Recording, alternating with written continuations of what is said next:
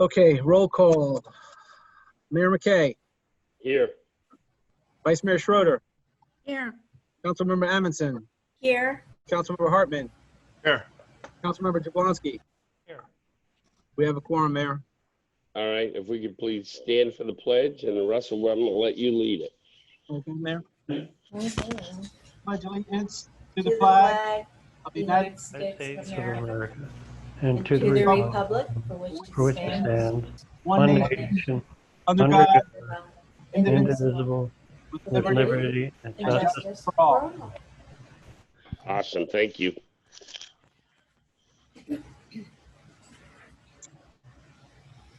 So, Mayor, the first item up on the agenda is the presentation of our GIS program and just providing you an update as to where we are. I'm going to be speaking, and Rod is going to be handling the display of the GIS program. I want to make sure before we start, Rod, can you access your screen and share it? I want to make sure that you have that capability. I provided it. Yep. When it starts working. Yep, I got it.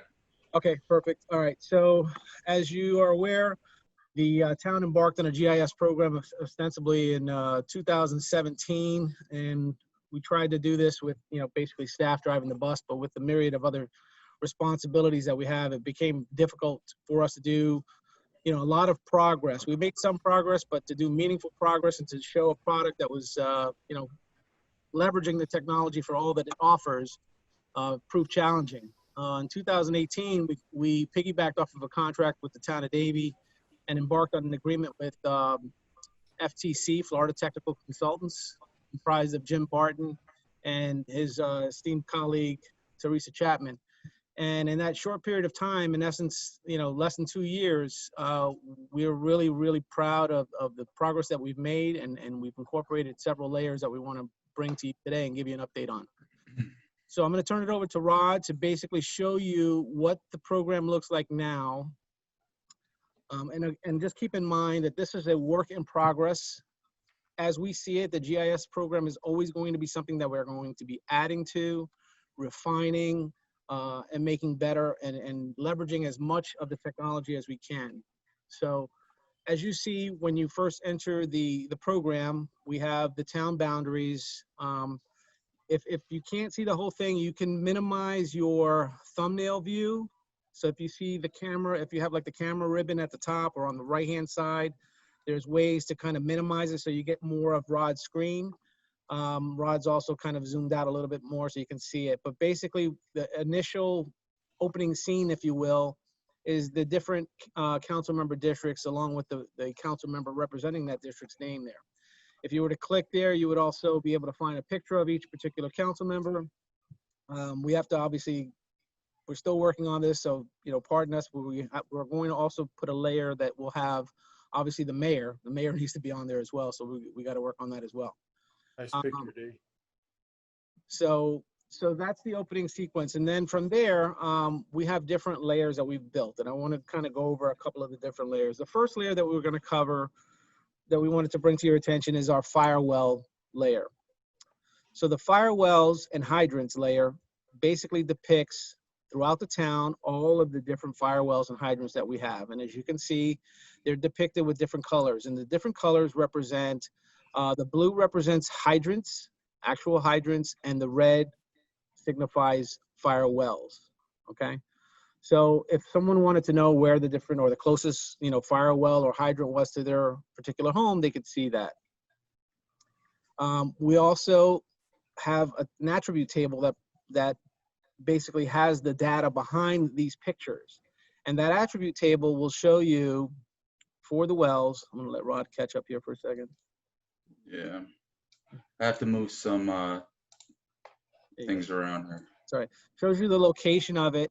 The other thing that we're going to build into this is the date that the fire well was installed, so that we can basically keep track of how old, our assets are, and know, if we know that, let's say a fire hydrant has a 50-year lifespan, if it's been there for at least 50 years, then, obviously it's time to think about replacing that, or, obviously, or planning for that in the future. We don't necessarily have to wait 50 years. But knowing where they are, knowing when they were put in, also knowing the inspection dates, because we do inspect them annually. We're going to be able to make sure that we inspect all of the wells, that we're doing that timely, and basically keep on top of our maintenance obligations in that regard. So that's the fire wells layer. That's just one layer. The next layer I'd like to show you is something that we call the historical reference layer. The historical reference layer is really, this is a really important layer for us, and this is something I have to give credit to the mayor, quite frankly, for bringing this to our attention, the need and identifying the need. Around town there are a lot of different parcels that, for whatever reason, they have different conditions there. That there's maybe the acquisition of right-of-way is necessary, or there was some kind of declaration of restrictive covenants that should ride with the property, that would signify that something needs to be done in the future. And without a meaningful way of keeping track of that information, it's difficult. You can say, you can rely on somebody's recollection or their memory, but as we all know, people forget things. You have turnover of staff. Over time, it's easy to forget about certain things that might need to get taken care of into the future. Incorporating this information into a historical reference layer, seeks to prevent that from happening. So we've created a layer that keeps track of various things. So if you were to click on something called the legend, it will tell you what these different letters mean. If you notice that on the map, there's R's, there's D's, there's A's, there's a couple different things. If you click on the legend, I don't know if you guys can see the legend is off to the right-hand side. The D items are development conditions of approval. So we know that for those particular parcels, there's some conditions of approval that would have to be adhered to, whatever they may be. It may be something that says that, after 3 homes are built, that a turning lane has to be done, or some other kind of improvement has to be made. So we're going to be incorporating this into our zoning and our engineering plan review. So this way, when an application comes in, someone wants to, develop this lot and get a permit for it, what have you, to develop it, we'll be reviewing this layer, and we'll be able to ascertain if there's some condition that has to be met. So that's going to help us, and that's going to help us kind of close those loopholes that have been present in the past. We also have archaeological sites on here. We have identified, the R's are identifications of areas where we want to acquire right-of-way. So that's what you see there with the letter R. That's what's depicted there. When we have easements, those are listed there as well under the E category. So you would have to obviously look for ones that say an E. But that's going to help us, as I said, kind of close those loopholes and help us make sure that conditions that need to be met are met throughout the town as developments occur. So that's our historical reference layer. The next layer, I'll turn it over to Rod. The next layer is our flood zones. And Rod, if you want to speak to this issue.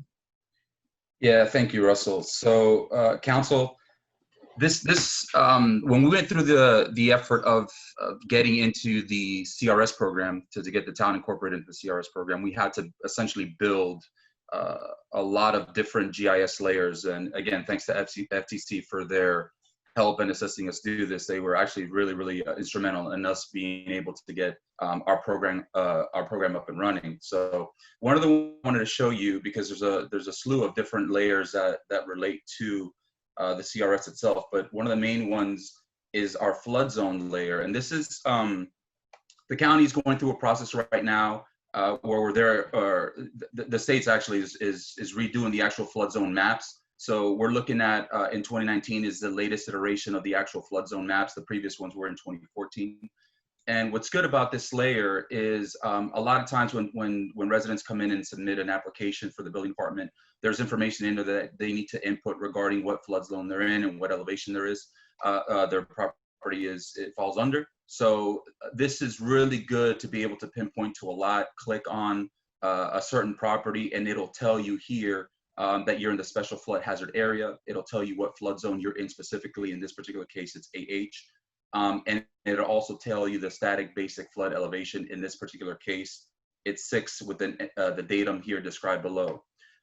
Additionally, it's good, this feature here, like Russell was describing, the legend over here kind of shows you, you could either just see it through this pull down, or you can do it this other way. If you just press on the button here for the legend, it actually has the breakdown of elevations per color.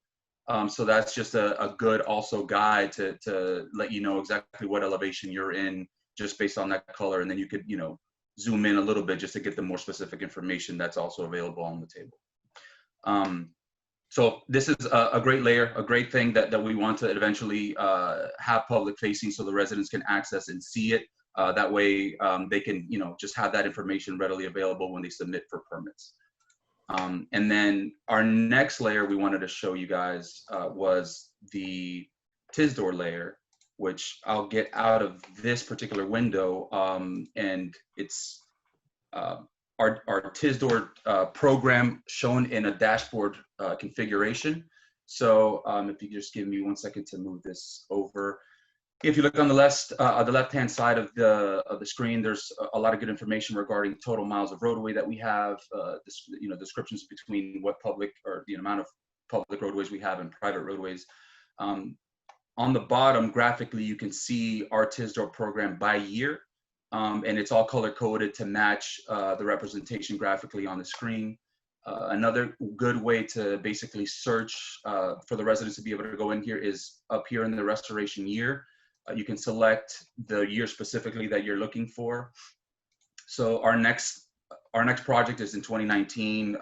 Obviously, the description of the project is 2019, and that is for the roads highlighted above here. And you got 201, 202, 199, and it takes you right to and highlights the actual segments that are supposed to be proposed for that restoration year. And if you look below, it'll tell you the total linear miles, which you can expand and see.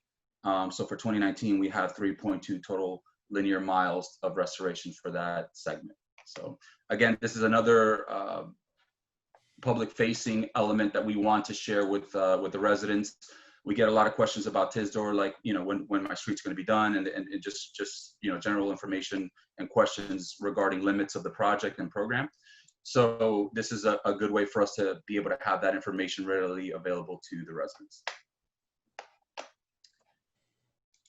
So we also wanted to show a parks layer. Yeah. And let me just go back to here. Has it made huge progress? Thank you. So yeah, Rod, yeah, there you go, perfect. So with this layer, obviously this shows all of the parks that are obviously in the town, but clearly if you were to zoom out further, you would also see parks in the surrounding areas. The legend and the colors that are depicted there denote ownership of the park. So if you look, the light green color are town parks, and then the orange are parks owned by the county, yellow is Weston, and so on and so forth. So we have those so that people can hone in if they just want to see where the parks are in the town and surrounding areas, they can quickly find that out as well.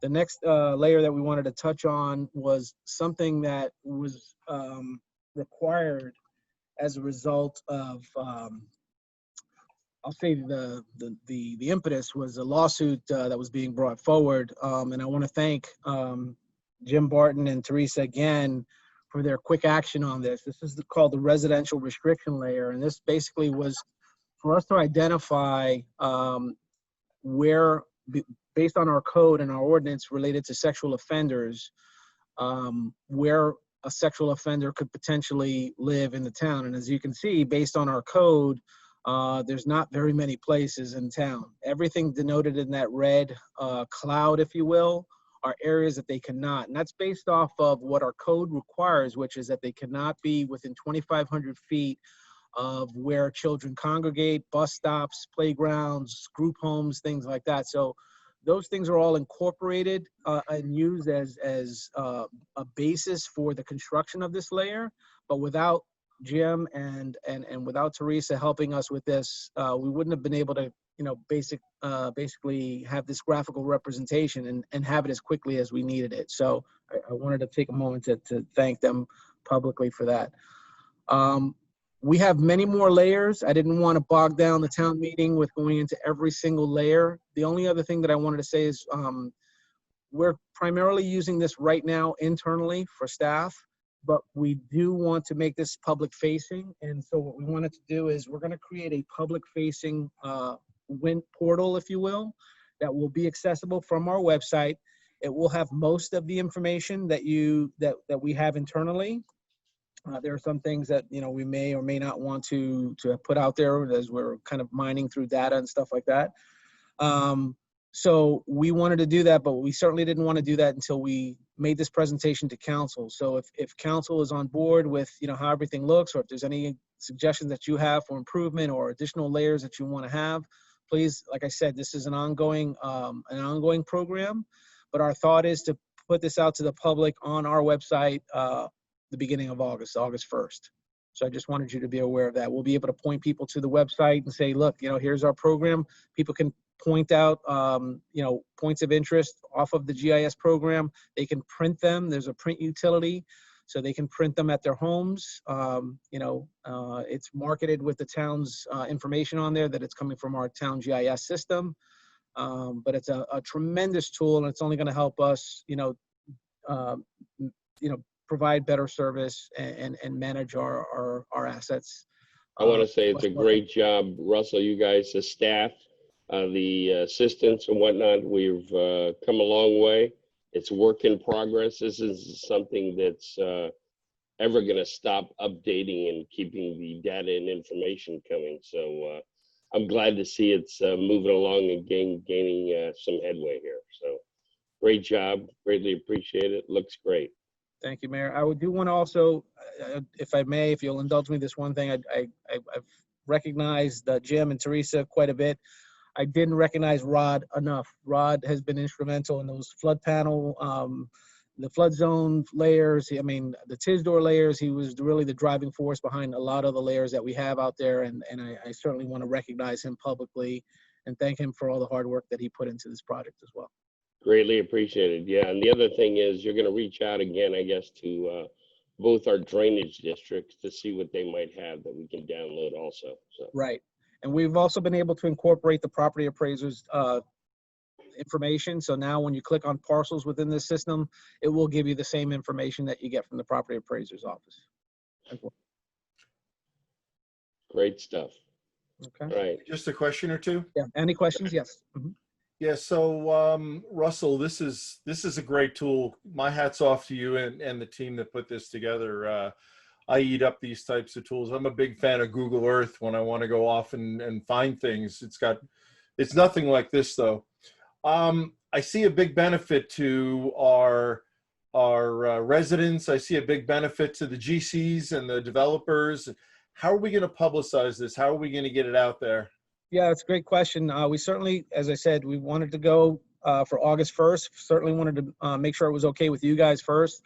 If I have your approval, then we will start marketing it on our social media website, the very first available newsletter article that we can do it on. You know, we certainly want to promote it there as well. So those will be the main points of promoting it, as well as the website. Great. Thank you. Again, great job. Thank you. Thank you. Yep. Any We're a other- go. I think we're all a go on them for getting us on the website.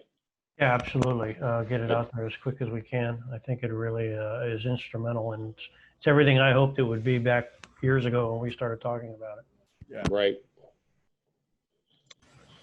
Thank you. Okay. All right, moving on. I think the next item, Mayor, is public comment. Yeah, Mayor, before you jump into that, I just Right want ahead. if I may, I just want to commend Russell and Rod, because I know they spent a lot of time preparing for this tonight. Working with the GIS system obviously is difficult enough, working within the Zoom format. And they actually put on, and thank you, Teresa, as well, a flawless demonstration for you this evening. That was not without extensive preparation. I want to acknowledge them for that. Thank you. Excellent. Yeah. Greatly appreciated. Thank you. All right. Public comment. Keith?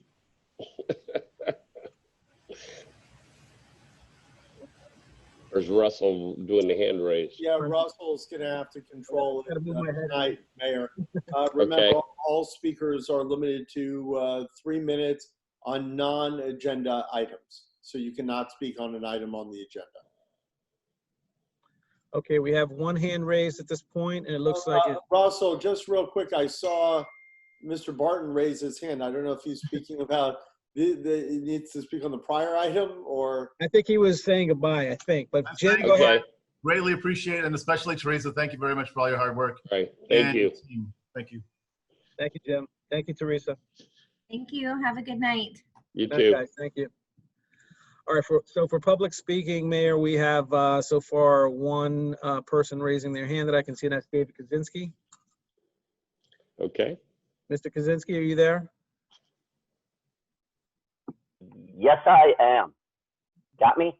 We got you. Yes. All right. Good evening, Council. David Kaczynski, 6411 Holity Trail. Speaking my comments addressed to the conference last night for the Toll Brothers development, also known as the Solstice Ranches.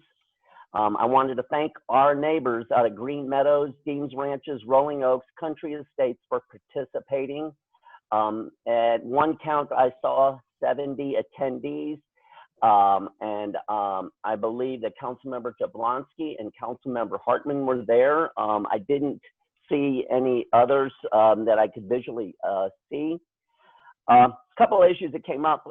Sunshine Ranches has over 700 homes. Probably less than 20% of those have that designation of rural estates. So some of the comments that came out last night from the developer side were kind of saying that they're just using the adjoining land, trying to pair it up with that designation. That's a microcosm view of the entire Sunshine Ranches.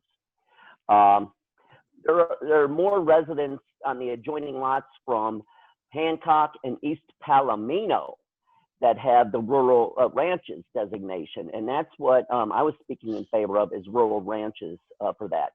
The developer needs to include a master water drainage plan, especially for rainwater, because the pads for homes have increased over the years, and those residences that are on the east side really need our help to make sure that their homes are not going to be victims of flagrant rainwater. Now, one of the speakers I heard last night supported rural estates, and I realized that it was a private conference, but I didn't hear one person speaking out for rural estates on this. And I did ask if the 41 homes that they were requesting was a red line, because those of us that have studied the comp plan really know that 41 homes would give us a lot of information of what they intend to do. Sunshine Ranches is one of the largest aquifers recharge areas in the town. That's all premised upon having the rural ranches designation. So I want to thank everybody who came out and actually voiced their opinions. There were quite a few opinions, and like I said, not one of them that I heard supported rural estates for that entire development. That concludes my comments. Thanks. Thank you, Mr. Kaczynski. Okay, just give me 1 second. We have two other callers calling in. I think the first one is the last 4 digits of the phone number are 7965. Are you there? Yes, George Kalis. This is Mr. Kalis, George Kalis. Yes, it is. Okay, Mr. Kalis, you have 3 minutes. Go ahead.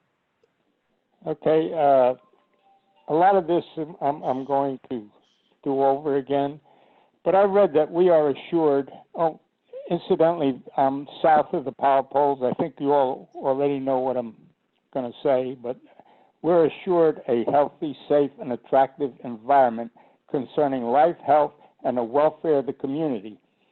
I guess the key word there is attractive. I don't know if anyone's ever driven by this place, but it's a dump. It's not attractive at all. It's getting worse. And it's getting worse. Again, in the hurricane preparedness guide for June, it says that do not trim trees when a storm is imminent. These items can be missiles during a storm and can cause severe damage. We're talking about a tree, maybe 2 trees. I'm talking about 500 to 1,000 truckloads of mulch, limbs, and it says here that they can become missiles. And this is what I fear, that they will become missiles. On that property, there's a house pad. I don't know if you all know that or not, but there is a house pad. And right now, all the mulch is above the house pad. There's no berm to speak of. And I know, Mayor, you're going to say, well, he has an ag exemption. Certainly, someone could do something. I invite anyone or some of my neighbors just to drive by. And when they do, let them look at this abortion and let them be a judge of whether they would want something like this next door to them. There's an illegal shipping container. It's legal now because he has the ag exemption. It wasn't legal before the ag exemption, but yet it's still there. So I don't know where to go with this. I need help on this thing. I keep screaming for help before. This is like an intersection in need of a traffic light, and you don't get the traffic light until somebody gets killed. I think I don't know where to go with this. I'm asking for help from you guys, and yet you just say, well, there's nothing we can do about it. Well, I don't believe that. I believe that you can do something about it. Julio was here in January, and I showed him an awful lot of stuff, and he says, well, there's nothing we could do about it because he has an ag exemption. Well, I don't know, maybe someone can go show the exemption people how to take this exemption away from him, because it certainly isn't anything that belongs in Sunshine Ranches. Or anywhere, as far in Southwest Ranches, as far as that goes. And yet here it is, and no one seems to be able to do anything about it. Sir? Your time is up. Can anybody make a comment on this? Anyone up there? It's public comment, and we don't usually go back and forth with conversations. It's not back and forth. I'm only asking for someone to make a comment on it. One of you people. Nobody? Russell, I've lost all my screen here. Okay. Give me a second. I'll try to get over there as soon as I can. Just got to take the next caller. All right, Mayor, do you want me to call on the next caller? Yes, please. Doug, why don't you explain to Mr. Kalis why we don't go back and forth? We cover it in council member comments, right? We do. Well, we do, or we ask staff to address it. Thank you. Okay, Mayor, the next person requesting to speak is Jim Albritton. Okay. Everything went out, and all I've got is a little thing in the corner now. Mr. Albritton, We see you just fine. What happened here? Jim? Okay. Mr. Albritton? Oh, He's okay. on mute. You're muted. See, Unmute. I can't unmute him. He's got to unmute. Yeah, he's out. There he is. Oh. Jim? Yes. Review. Okay, go ahead. Good evening, Mr. Mayor, council, staff. I want to say thank you for sending me that invitation yesterday to join that meeting last night. It was very interesting to hear the different views from those over there in Sunshine Ranches about the Toll Brothers project and stuff. A lot of concerns, and I think that the people over in Sunshine Ranches, along with Toll Brothers, may someday get together and come to a good compromise on all that's over there. But I'd like to thank you for sending that invitation to me, and I really learned a lot. Thank you. Thank you, Mr. Albritton. Okay. Okay, the next, we have one more speaker, Mayor. Let me just clear this one out for 1 second, please. Okay, the next speaker is Steve Brightcruz. Of course. Mr. Brightcruz? Muted. No, he's there. Mr. Brightcruz? He's there, but we can't hear him. Mr. Brightcruz, are you there? Can you hear us?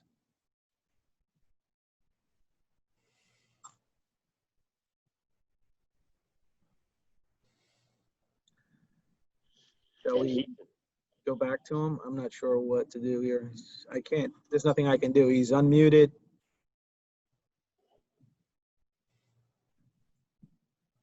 All right.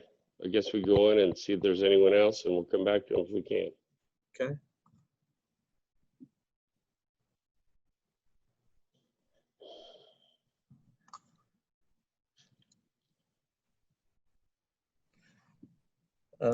Sorry. I can't unmute him. I don't see anybody else, Mayor. Let me just double check. I don't see anybody else waiting to speak.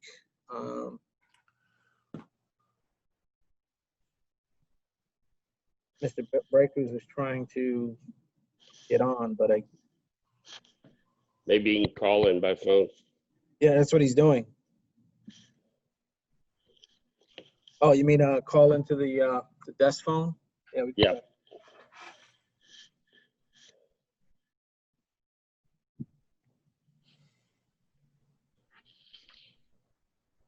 Give me 1 second, if you would.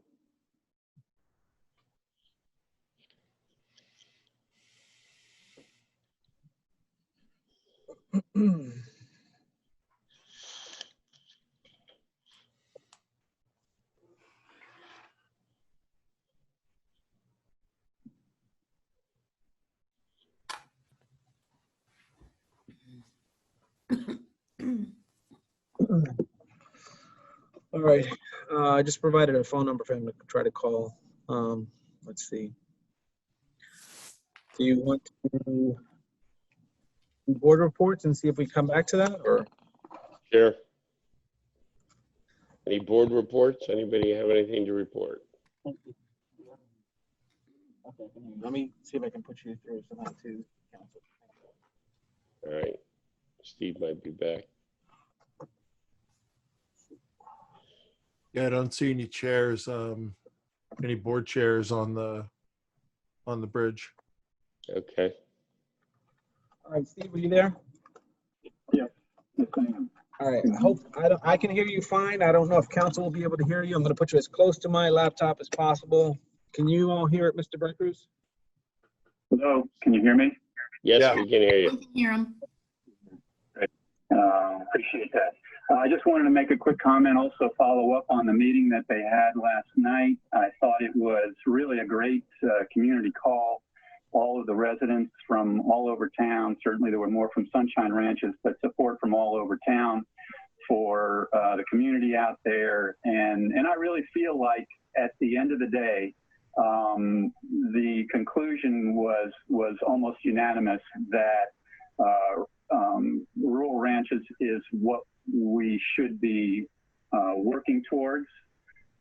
Toll Brothers has done a great job in the past of partnering with the communities, and I am hopeful that they will do the same thing here in Sunshine Ranches, and that they will realize that the community really could be a great partner for them if they decide to go with the larger properties under the rural ranches land use.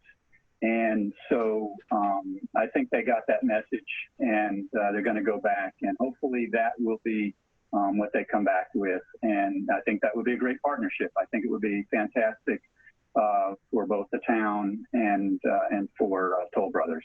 So, but a great meeting, and it was good to see that much involvement by all the community. Thank you.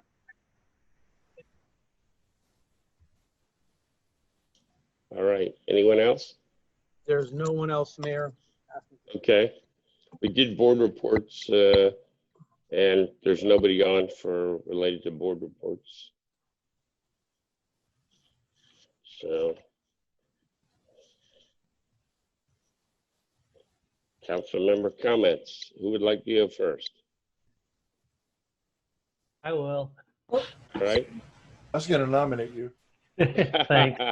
I was gonna second it, Bob. If you know, Dee, you want to go ahead, go first, rock and roll. You know. I just want to thank everybody for joining us. Hope everybody's staying safe. I, for one, since being locked up since February, I can't wait for all this garbage to be over. But I did talk to, I wanted to bring forward that I had gotten some phone calls from the residents in Sunshine Ranches, to name a few, that there is talk of a plaque, a founder's plaque, that's supposed to be going up on the wall that Sunshine Ranches has put together. Apparently, they are not allowing more names. And I, as such, think if you don't have them all on there, you don't have the plaque up. The plaque is not going to be installed on town property, in my opinion, unless you put everybody's name on there. I don't know who feels they have the right to pick and choose who gets to go on there. Also with that plaque, now it should come before the Rural Arts to make sure it meets their criteria and they get their approval on it. So I'm asking that, you know, we don't allow this plaque to go up until all the names are on there and it's correct.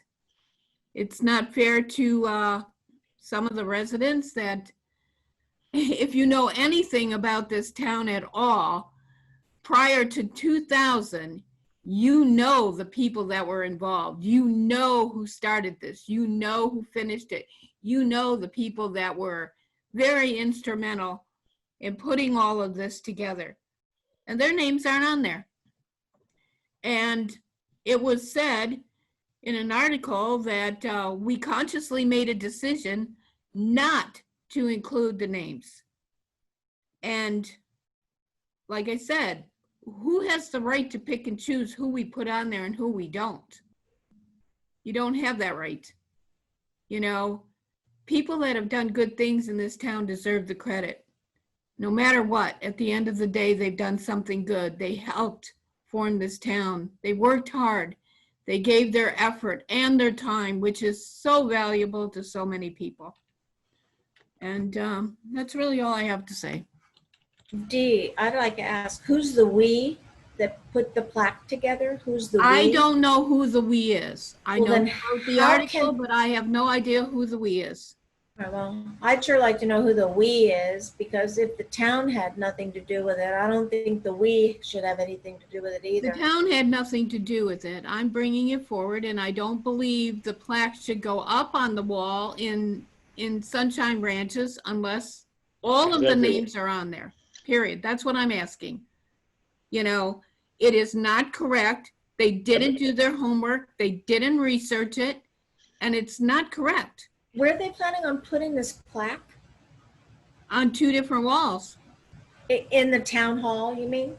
No, it would be on Hancock and Griffin and Sterling and Flamingo. Well, at the very least, it should be accurate. The information should be correct. All the I would people like to that are make a involved. motion. I would like to make a motion that the plaque has to meet those criteria or it does not go up on town property. That's my motion. I second it. Okay. Call the question. No Do we have discussion? any discussion? Hello? Go Yeah, ahead. go ahead. If I can. You can. Yeah, absolutely.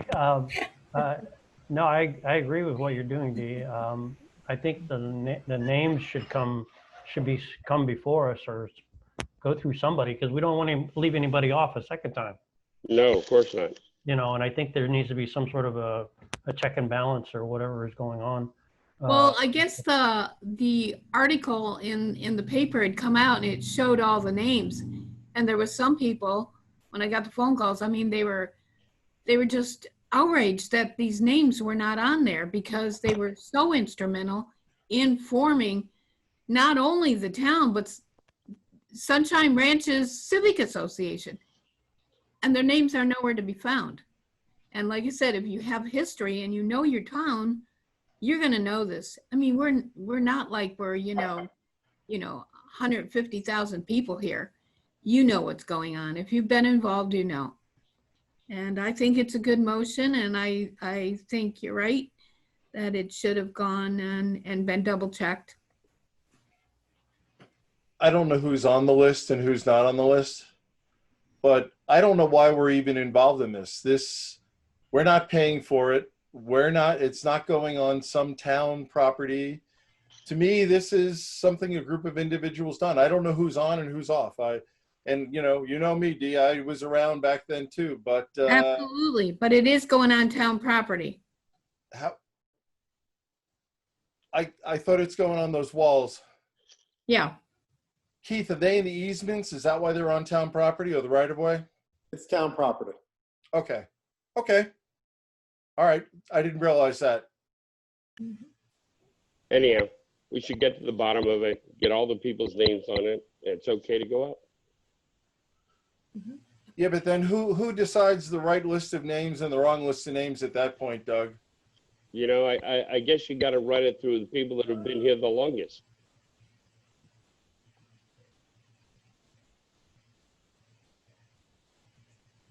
Good, let's vote. All right. Well, hang on just a second. Go ahead. If I can. Sure. Well, there's another Hold on, way. Gary was on. Excuse me one second. There could be another way to do it. Just, do the plaque, for the verbiage on it, and just don't put any names. Just leave it blank, to all the people, That way you don't offend anybody. And the plaque Actually like that better, Dee, because somebody's going to get left off. I guarantee it. Probably, Yeah. but they had showed in the picture that they could have added names, but then when the article came out, it said that they're not going to. We consciously made a decision. So therefore it tells me someone is picking and choosing. And I just think maybe now it might be better just to leave all the names off. Well, here's the thing. I'm not sure about adding names because I guess unless you miss somebody, because the town was formed 20 years ago. The people who helped found it that's not going to change. Okay, so can I change my motion to say, as long as it meets the criteria of the rural arts and stuff, and they leave all the names off and just do a plaque, for these people that were the founders, everybody should be happy. Then you don't step on any toes and you don't hurt anybody's feelings. Gary? But you were changing your motion. Is this, Delsa, are you going to second that or no? Oh, sorry. Yeah, I'll second it. I'm just. Yeah, no. I'm just saying for. No, I got you. You're right, Gary. Procedure-wise, yeah. You're right, Gary. I second it. Okay, my comment is, Dee, I think you're spot on. I mean, the danger of leaving somebody off is pretty great. If we wanted to do something where we named all the founders, that represent our town from like 1990, 1985, how far back you want to go, we probably should do something like that in town hall where it's checked, rechecked, and double checked again. And then the plaque that's going on town property just should acknowledge all the people. I agree with you. Exactly, but like I said, fully support it. I mean, it was a nice gesture on their part, and unless you had everybody's name on it. So my thought process is now just leave all the names off and do a beautiful plaque in memory of these all the founders and the people that inspired the town to come forward, and leave it at that. People are going to know that they're talking about them. They're going to know this. But I would just feel horrible at the end of the day if someone's name got left off, even somebody that I couldn't think of or whatever. And I can think of a lot of people that were not on that list. So, like I said, maybe it'd be better if we just leave it blank. Okay, there's a motion and a second. Any other second. comment? Yeah, any other comment? Call the question. Mayor, I just feel obligated to tell you there's 3 people that are raising their hand. It's up to you as the chair of the meeting to decide if you want to call on anybody, but I just wanted to let you know. I would say not at this time because it's council member comments and our Okay. discussion, so I'd say no. Understood. Okay, so Councilmember Amundson, Yes. Councilmember Hartman, Yes. Councilmember Jablonski, Yes. Vice Mayor Schroeder, Yes. Mayor McKay. Yes, Motion passes. all right. Dee, you done? You're talking to D, right? Not Yes, D. Dee, you Yes. done? Yes, I'm done. Go Okay. ahead, Gary. You get the floor now. Good evening, everybody, and thank you for all the people that are participating via Zoom. I realize it's frustrating and the time lags and the connectivity, but this is the world we're living in right now, so we need to deal with it. Just one brief announcement that we've got hazmat at the park this coming Saturday from 8 to 2, and we're going to have shredding there from 10 to 1. It's going to be a tight window. It's a 3-hour only. So make sure you get there and, if you need a lot of files shredded. Just want to say thank you to Rod and Russell for the GIS survey. A really good job on that. It was outstanding, first-class professional. I can't wait to be able to get it on the website and we can refer residents to it because I ask people all kinds of questions. Do you know this? Do you know that? And, it's nice when you can just look it up like on Google Earth and get it. So hats off to you guys. Did a great job.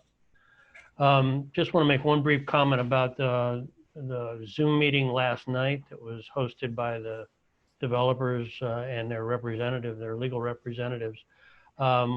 In the quasi-judicial process, the council members need to judge everything based on the criteria that they're giving at the time of submittal.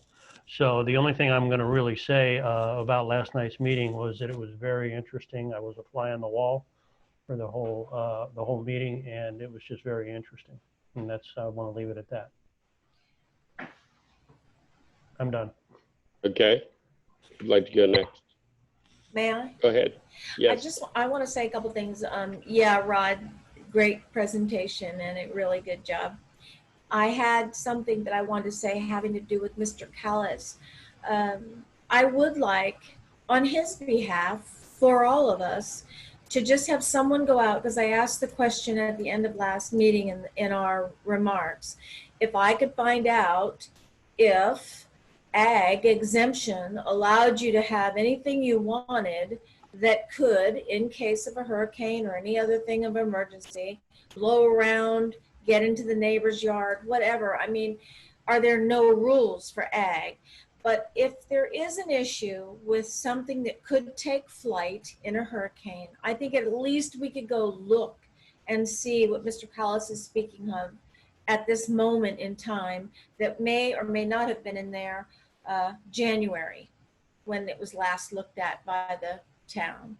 So I just want to say that. And then I think I had something else to say and I forgot. So Think of it.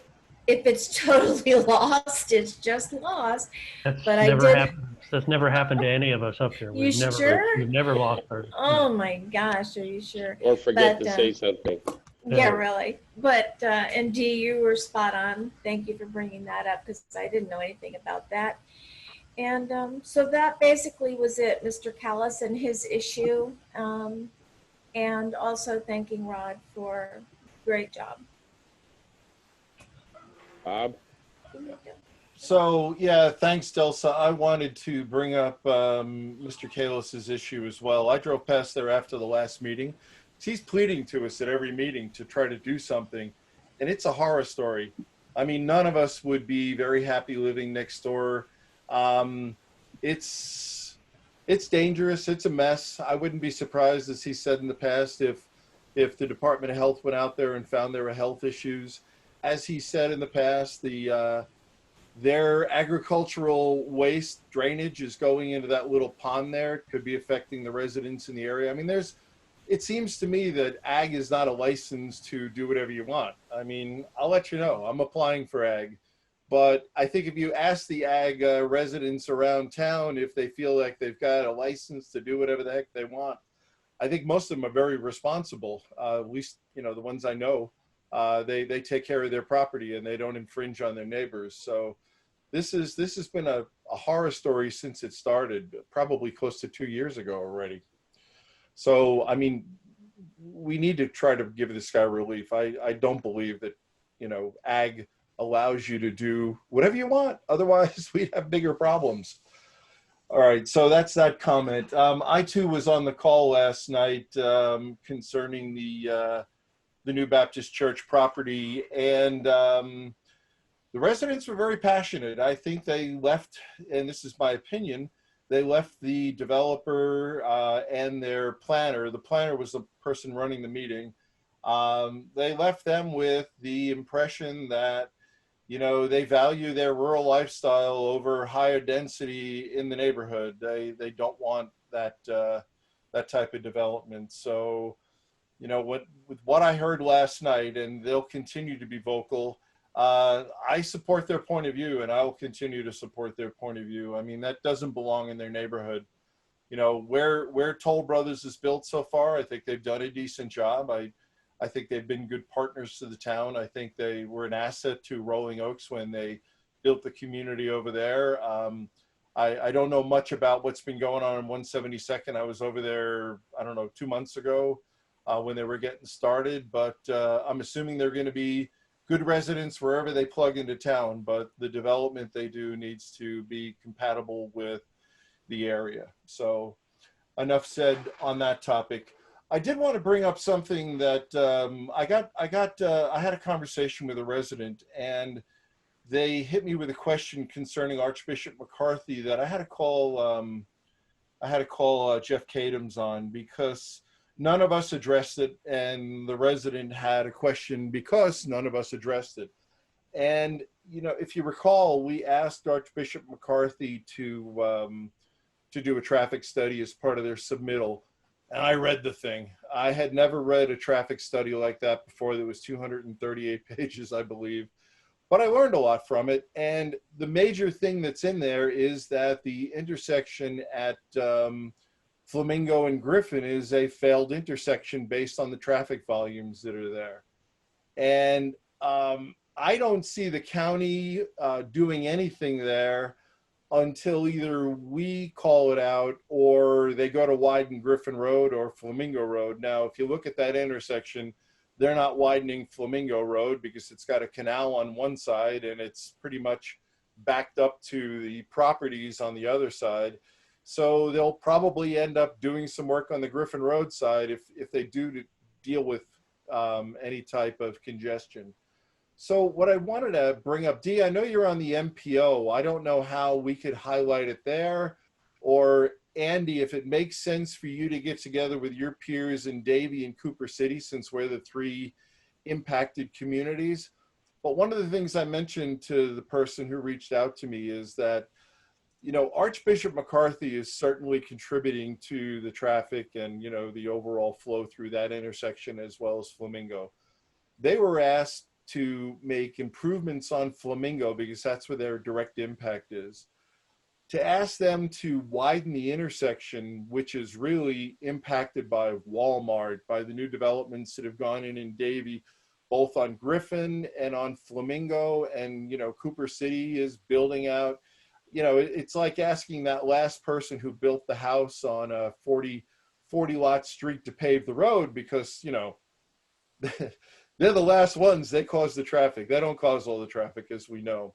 So I don't know, Andy, if it's better for you to pick it up and work with D through the MPO, or D, if it makes sense for you to bring it to the MPO.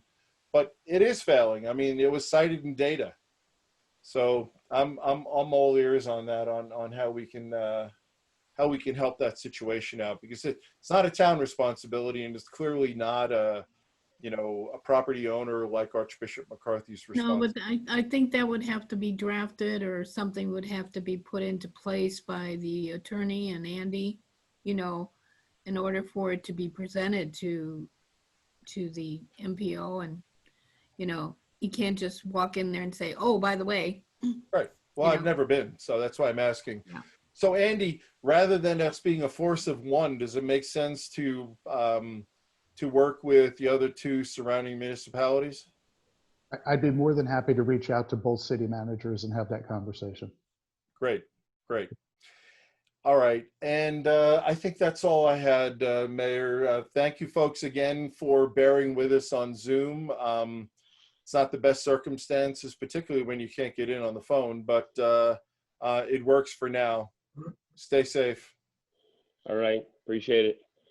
All right, my turn. As far as that meeting that went on last night, you know, I would have loved to attend it, but since we didn't have any of the information delivered or brought to us, and I would have a difficult time not speaking or saying something, that if I did, we would have to be recused and we wouldn't be able to vote on it.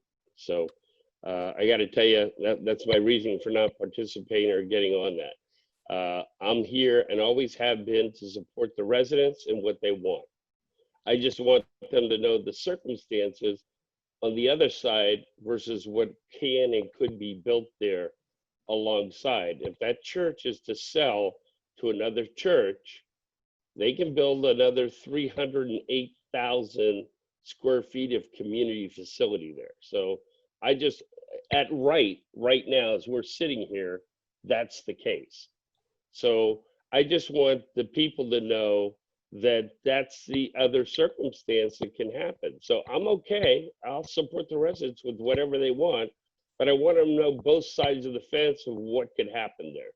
So that's my reasoning for not being on that call last night or getting involved, of the opportunity of having to get recused and not being able to vote on it. So, but I'm here and always have been for the residents. I don't have an agenda, and I'm here to do the right thing. So I think most people know that. I think in 12 years I've proved that. So that's my position on that stuff.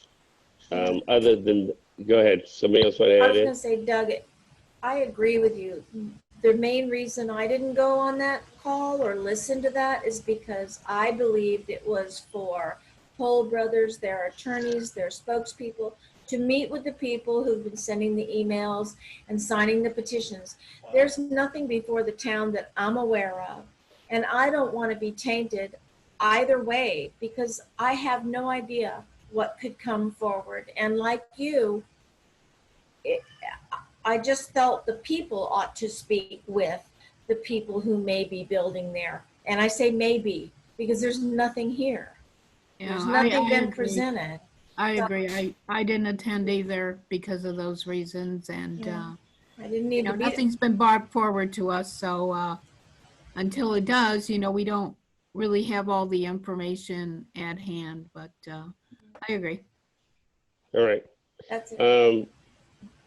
So along with the GIS stuff, Russell, Rod, staff, our consultants, thank you, greatly appreciated.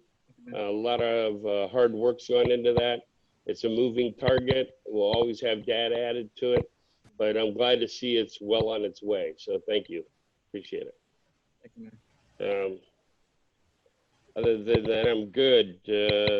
Keith, you're up. Sure, Mayor, and I'll try to be brief. I'm sure the Sunshine Ranches HOA knows this, but I had the pleasure today of attending the funeral of a longtime Southwest Ranches resident, Ian Pearl. Many of you know the Pearl family. They moved to Deems Ranches in 1980. They moved to Sunshine Ranches. They bought their property off of Luray and Hancock in 1988. And have lived in the ranches for 40 years. Were very active in the town, the creation of the town, the HOA years and years ago. And their son Ian passed away on July 4th at 48 years old. We had a wonderful funeral for him. I was honored to have known him and the family for so many years. I mean, I moved here in 1981, so it was a pleasure to know them as long as I have. I can only hope that his friends and family find peace and prayers for the life that he led. Other than that, Mayor, many of you know that we're diligently working out west to bring into compliance a property that has caused a lot of grief in the town, which is a veterinary clinic that doesn't comply with the town's code. And we are actively dealing with that situation in case anyone sees anything on social media or the like. We've been asked to work hard and diligently to bring that property into compliance, and we are doing so. Other than that, Mayor, no further legal comments. Okay. Andy, you're up to bat. Yeah, thank you, Mayor. Just a few things very briefly. The first thing I want to say is there's been a lot of talk about the Toll Brothers meeting last night, and Jim Albritton, when he spoke, made a general thank you for the invitation. And I want to be very clear, that was not a town meeting, that was Toll Brothers meeting that had, while some of you, you're obviously all aware of it, some of you chose to sit in and listen, that was not our meeting. They've got something they're trying to bring forward. They need to build community support to do that, and that's what they're in the process of trying to do. So they will work on that with the community, and at some point, they'll either walk away or they will submit something for council approval, and at that time, it would be appropriate for you all to weigh in, but not until then. Second, I had a resident who called me this week who had seen something on social media, and there's apparently a number of Facebook pages that are out there that are not town affiliated, but that somehow have town discussions. And somebody had seen something and called me to question that. And so I was able to have that conversation and explain that what they had seen, which I don't want to go into detail because I didn't see it. But they had seen something that they didn't think was correct. They did call me to ask, and I was able to tell them what was correct and what was not. So there are some Facebook pages out there where people either make allegations that are incorrect or whatever it is they choose to post, they're entitled to post. But for those residents out there who may see those things, who have those concerns, I have, for the entire time I've been here in Southwest Ranches, have maintained an open door policy. While that's difficult with the virus and the closings that we're going through right now, my email, my phone number are in the newsletter. And if any resident has any questions about something going on around town, whatever rumors there may be, they're certainly welcome to give me a call, because I want to be able to correct whatever misinformation may be out there. So I just wanted to share that with you for the public. And just one last thing, Mayor, our second meeting in July would normally be on the 23rd. When we approved the meeting calendar last year, we set the meeting for the 23rd. When we did the budget calendar this year, that actually had something in there that moved the second July meeting to July 30th. And as you all recall, at the second meeting in July, we set our maximum millage rates, fire fees, solid waste fees. And as part of the budget calendar, we moved the second meeting in July to the 30th, so that finance would have that extra week to process that information and get that before you. So I would just, a consensus from the council to acknowledge that we're moving the meeting from July 23rd to July 30th would be appreciated. And I guess a motion and a second for Russell would probably be more appropriate. So I just leave that with you. Thank you. Thank you, Andy. Appreciate it. You need to make a motion now? Go ahead. I make the motion that we move the meeting to the 30th. A second. Okay. I don't think there's any discussion, so call the question.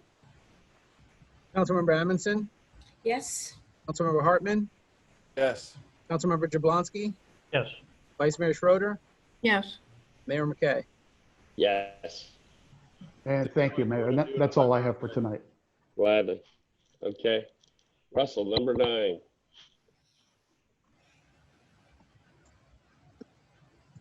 Mayor, is an ordinance on second reading. This is an ordinance of the town of Southwest Ranches, Florida, amending the town of Southwest Ranches Code of Ordinances by creating Chapter 9 entitled Noise to establish standards for the acceptable levels of noise and to prevent nuisances that may adversely affect quiet enjoyment and quality of life expected by town residents, providing for severability and providing an effective. This is the Mayor and Council, this is second reading on what we're calling the noise ordinance, which effectively replaces the current language in the code with revised regulations. We've debated it at length. I appreciate Councilmember Hartman's work with me on this. He called me a few days ago to confirm the language relating to farm animals. We both together looked at the Florida statutes and confirmed that it's properly written in the resolution as farm animals, because there's no definition in the Florida statutes as to livestock, but there is a definition as to farm. So farm animals is the proper terminology. It's here for your final approval and immediate implementation.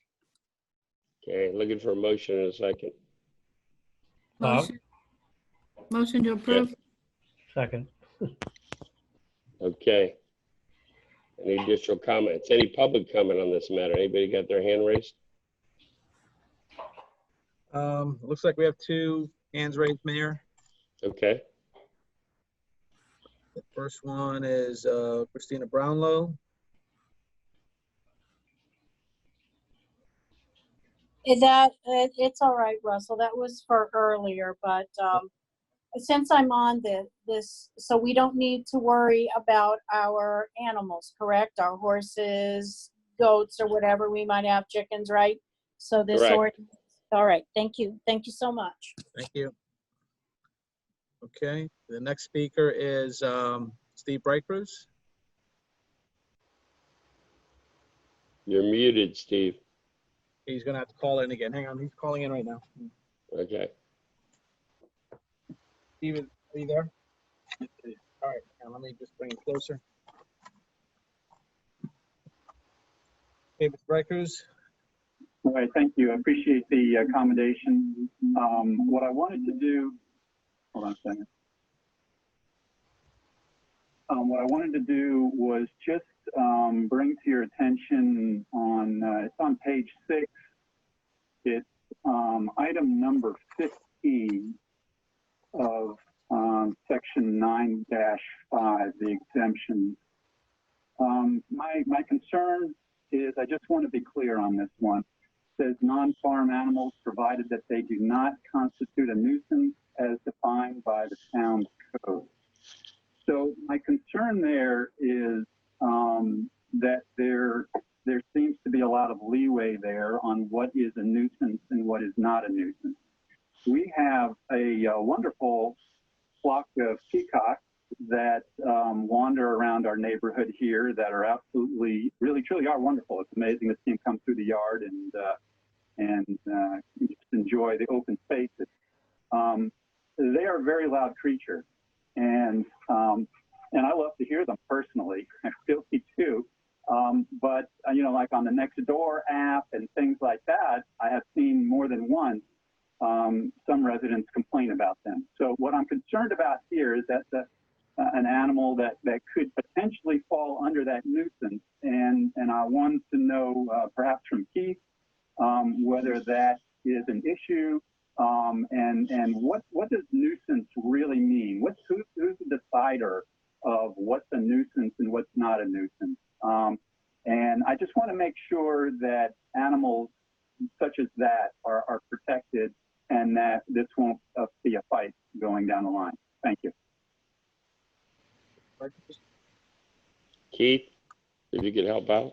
Sure. Are there no more public speakers, Mayor? I don't know. Russell, any additional public speakers? No, Mayor, there are not. Okay. Now ahead, that public speaking is closed, I'm happy to answer.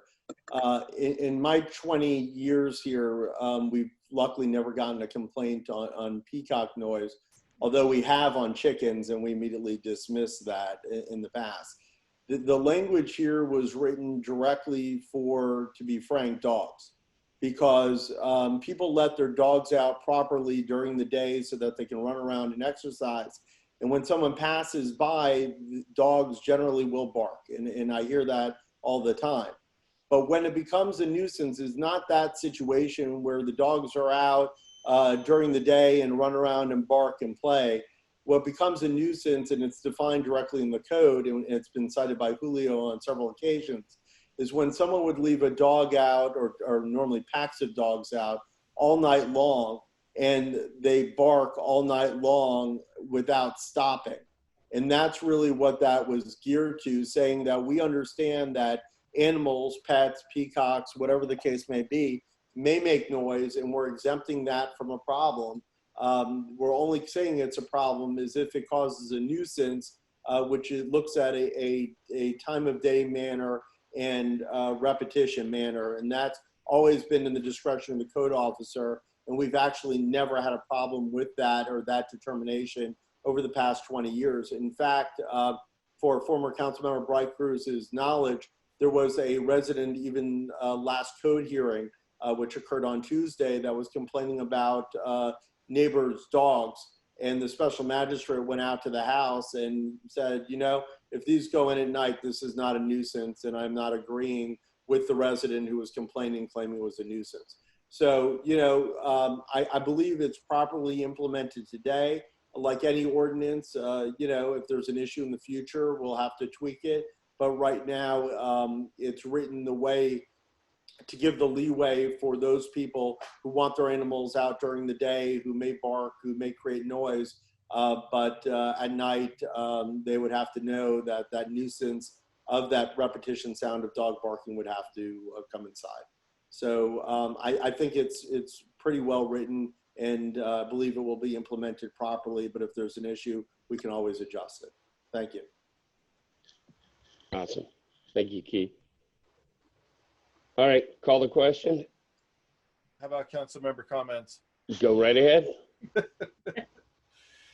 I'm all for this, obviously, and a lot of people that were on Facebook before the 4th were pretty confused. They were confusing us and Davie. Davie allows the residents to put up signs that have farms, whether they're a ag exempt farm or a hobby farm. It basically just says hobby farm. Because their rules are based on 1,000 feet from the farm. You're not supposed to shoot off fireworks. So a lot of our residents were pretty upset that Davie wasn't coming. They were calling the Davie hotline. I don't know if anybody called 911, but in any case, you know, there was a lot of confusion about this. So I think we need to get the word out, since, you know, I made a comment letting people know that we were only on first reading when they, you know, 4th of July, they should come tonight for second reading to hear any changes we may make to it. But I got to tell you the downside of not having something like this in place. One of the barn owners that comes to our meetings pretty regularly, he lost a horse on 4th of July night. I believe he said his daughter was down in the barn. A big old mortar went off, not very high above his barn, and the horse reared up and fell to the ground dead. And don't know if it's a heart attack. I mean, he's not going to invest in an autopsy on it, but it happened right in front of his poor kid. So, you know, we're passing something here that I hope we can enforce. I hope that Davie can really be on this if they get a phone call. And so, I mean, I know we're big, but we're big area wise, but I hope they can respond and we're not just passing something that it satisfies the party problems we have, but it would be really good if we could enforce this on, you know, the big fireworks holidays, because we're not Fort Lauderdale where they were shooting them off all over the place. The city was. You know, we're Southwest ranchers. We value our animals and you know, our horses over fireworks. At least, you know, that's kind of was the thread on a couple of different Facebook pages around 4th of July. There were a few people that were out there saying, oh, you can't stop me. That's true. It's hard to stop anybody on 4th of July from firing off fireworks, but there's respect. And to me, that's what needs to be applied here. That's my comment, Doug. Thank you. Okay. If I could, Anyone else? if I could, I agree with respect, but respect goes two ways. I've been here since 1978. We built our house, and we set off fireworks till whenever. And everybody that had horses let them out to run. They didn't keep them inside the barn. They let them be out so that they could react if they had to react. I mean, it's the 4th of July. People do that. Obviously, you don't shoot at your neighbor's roof, or you don't intend to hurt a horse or have a horse or anybody. My dogs, for God's sake, we used to have to, the German Shepherds, we used to have to give a little pill an hour before, as my vet said, the bombs go off, so that they would be content to be in the utility room while the fireworks were going off. So I don't want to make it so restrictive that we the people don't enjoy anything anymore, you know, just to, God forbid we lose a horse. I understand that, but I mean, I lost a son in a drowning, so I don't tell people they can't build pools or live on the lake, okay? So I'm just saying, let's be careful. I like this ordinance. I think it goes as far as it needs to go. And the only thing I ever had going on with peacocks was when they used to like to eat the roofs.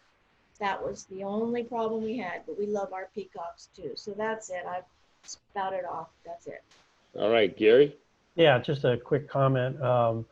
Just, you know, all things are being relative, you know, throughout the county. I had my in-laws bring their pets to spend the night here at my house, because it was so prolific where they lived up in northern Broward, that they felt that this area was a lot calmer, which, you know, it's kind of hard to believe considering what was going on that night. You know, it sounded like a war zone. But according to them, we were a lot calmer than in northern Broward. So I just wanted to throw that in there. So we turned into a pet hotel here that night. And that's all. I'm just making a comment. Dee, anything? No, I'm good, thank you. Okay, call the question.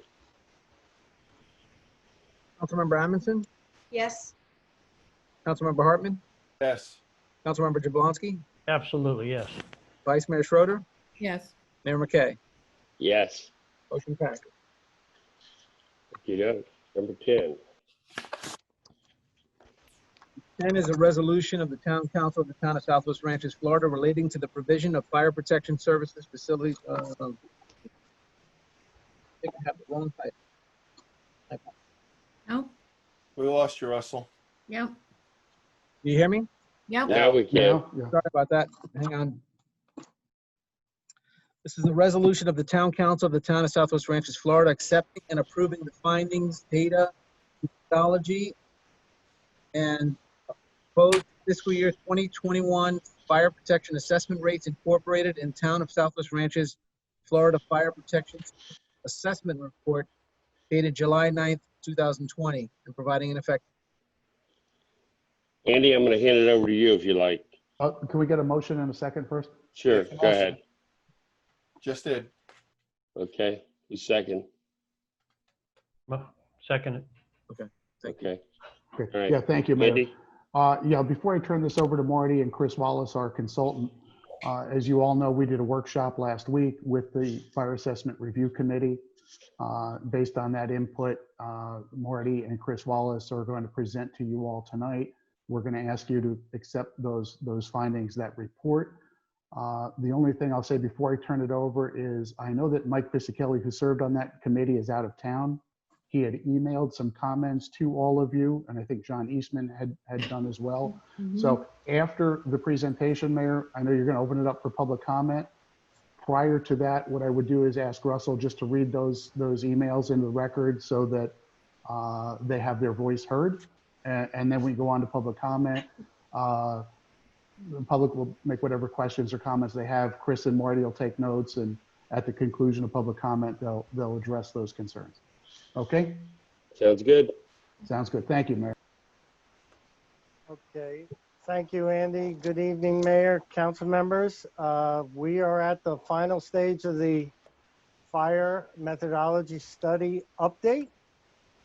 There are quite a number of your fire assessment review committee members that are online through the Zoom process. I want council to be aware that they have received, provided a tremendous amount of input, which has been adapted by our consultant, Munalytics Inc., Chris Wallace tonight. And I want to thank them for their process.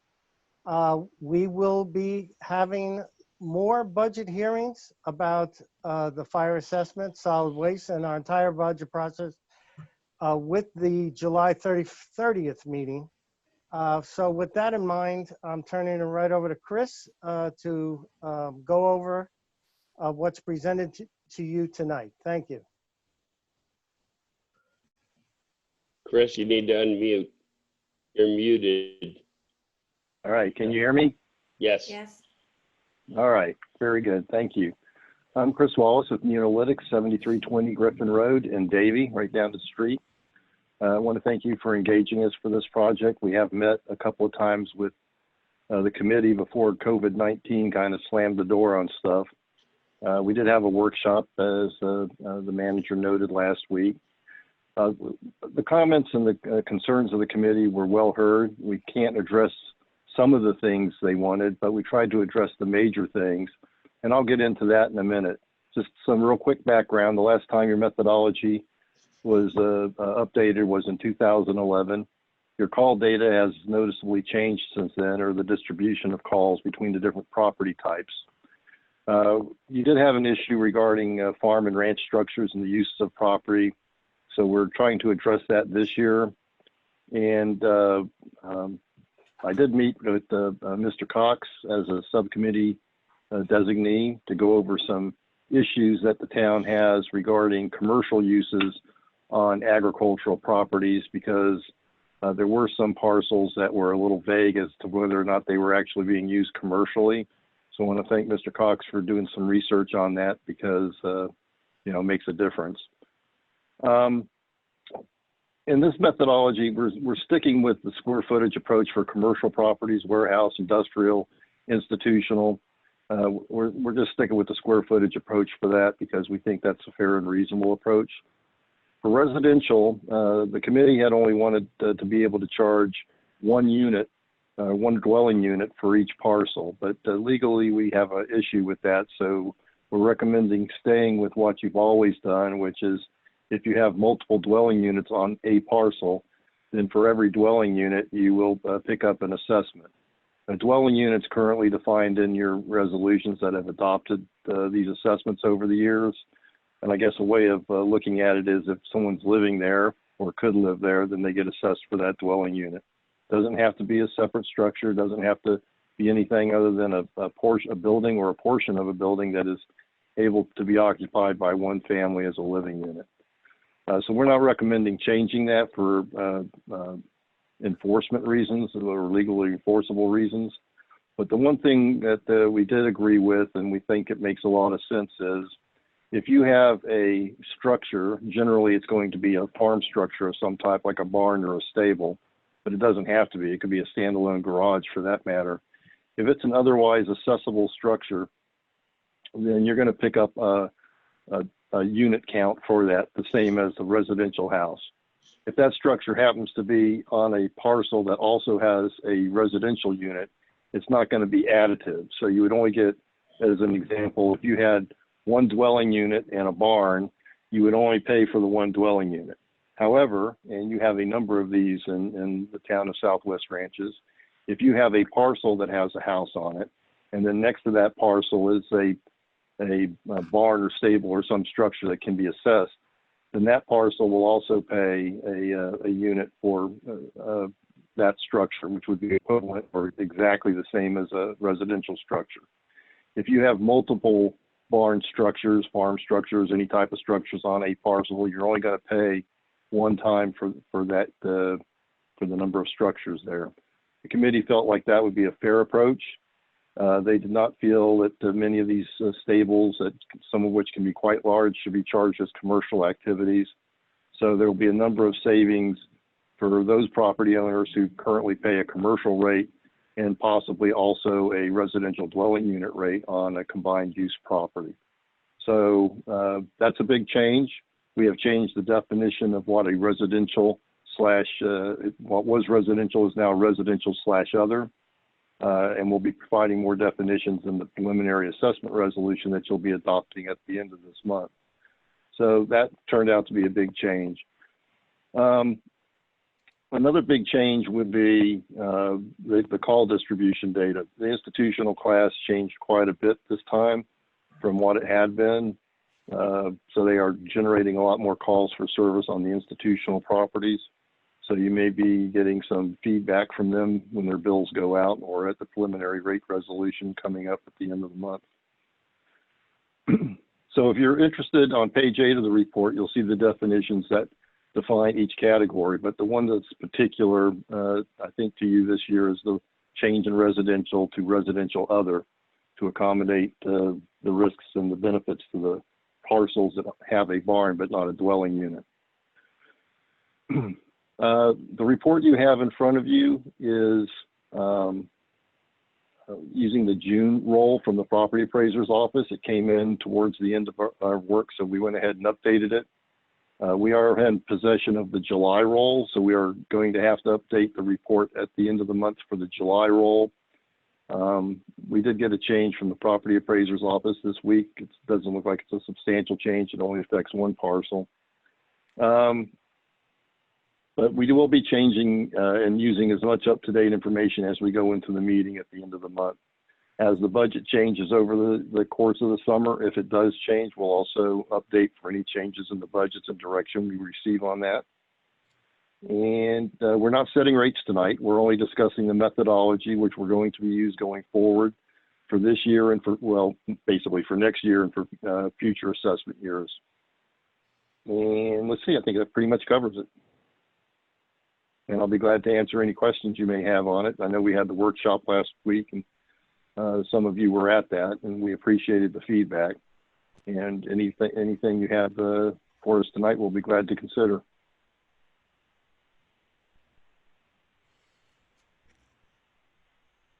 And I hope I just didn't talk without being muted.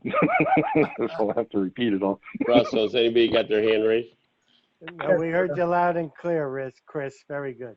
Yes, Mayor. We have one person raising their hand to speak, Jennifer Dackton. And Mayor, for public comment, do you have a motion and a second to allow public debate? I thought we did that. Yeah, I made the motion. We did that too. I just want to make sure, because Chris, you know, they were talking about amendments to it, so I just wanted to make sure there was a motion on the table. All right, proceed. Thank you. Okay, so the first speaker is Jennifer Dackton. Jennifer, are you there? Can you hear me? Yes, we can hear you. I wasn't sure, this isn't regarding the fire tax. I had a question previous to this regarding the noise ordinance. I don't know if I'm able to ask it or if that's gone. That's already gone. That's passed. Sorry. Okay, so I don't have any questions about the fire tax. All right, okay. thank you. Thanks, Jennifer. Thanks for coming. Okay, the next speaker, Mayor, is Jim Albritton. I'll get to him in 1 second. I'm just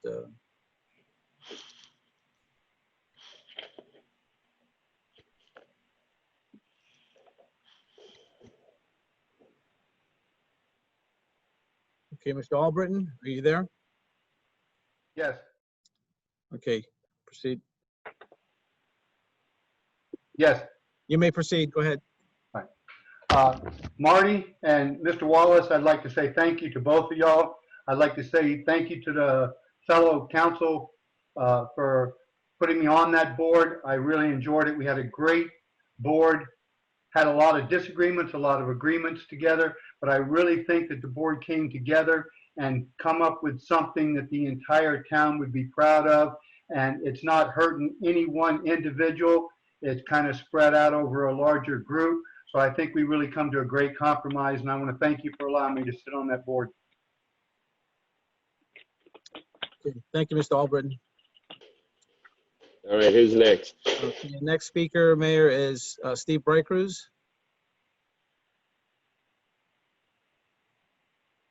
Okay, he's calling in. Give me 1 second.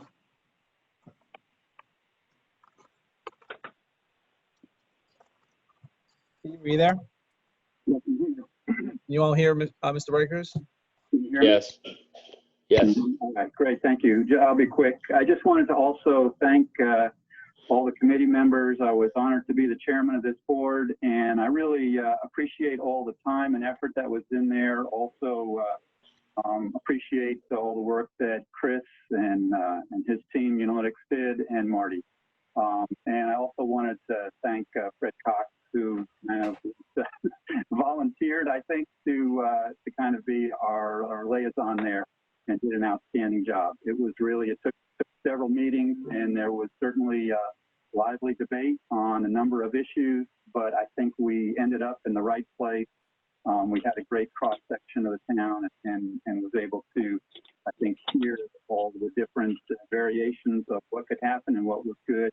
And so it's a great committee, and thank everybody for their time and effort as we worked on this together. Thank you. Awesome. Who's next? Okay, Mayor, the next speaker is David Kaczynski.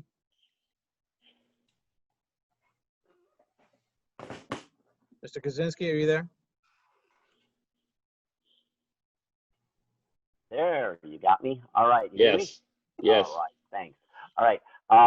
Looking at page 5 of the study, and there's a line here that says to estimate future funding requirements starting in fiscal year 2022. The apportionment methodology has assumed that these costs would annually increase based upon a 4.5% overall inflation factor. And it says using historical trends. I don't know that we've had 4.5% inflation in the last 4 years. As a point of comparison, when the legislature, this past legislature enacted House Bill 5001 for statewide appropriations, Section 8 of that legislation actually says that there will be a 3% annual increase of the state salaries. So it's a bit of a stretch to say that there's 4.5% overall inflation. So I think they're kind of maybe pumping the numbers a little bit. And I want to make sure that we had some previous litigation with Diamond Eye. I want to make sure that they're appropriate set at the one dwelling unit. And then I want to thank all the volunteers. I attended a couple of those meetings, and I would like to thank the volunteers for their very hard work and dedication to this. Without the volunteers, the town, this wouldn't have been possible. That concludes my comments. Thanks. Okay, Mayor. I don't see anyone else with their hands raised. Okay. Councilmember Comments. I'll jump in.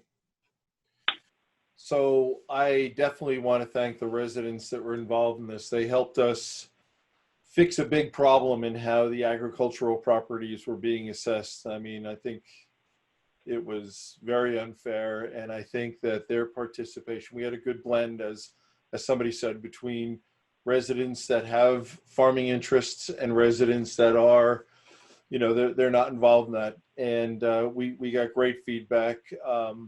It was interesting watching the team, because the first couple of meetings, the group was in the storming phase. I mean, they were pretty boisterous, pretty tense meetings. And we saw the team evolve into something that really got this done. And Chris, you get a Purple Heart for a lot of your work because you took a lot of arrows, but you brought us back on track.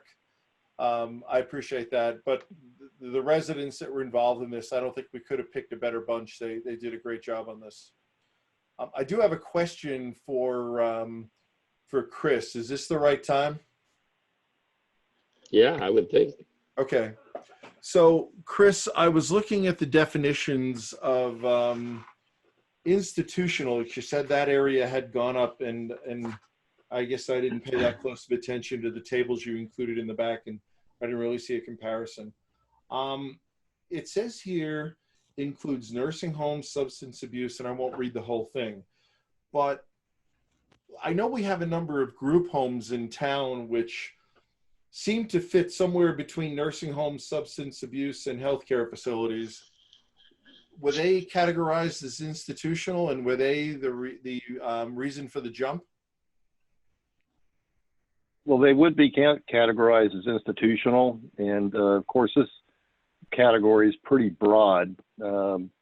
It also includes the Catholic high schools, for instance, mausoleums. They don't have any hospitals.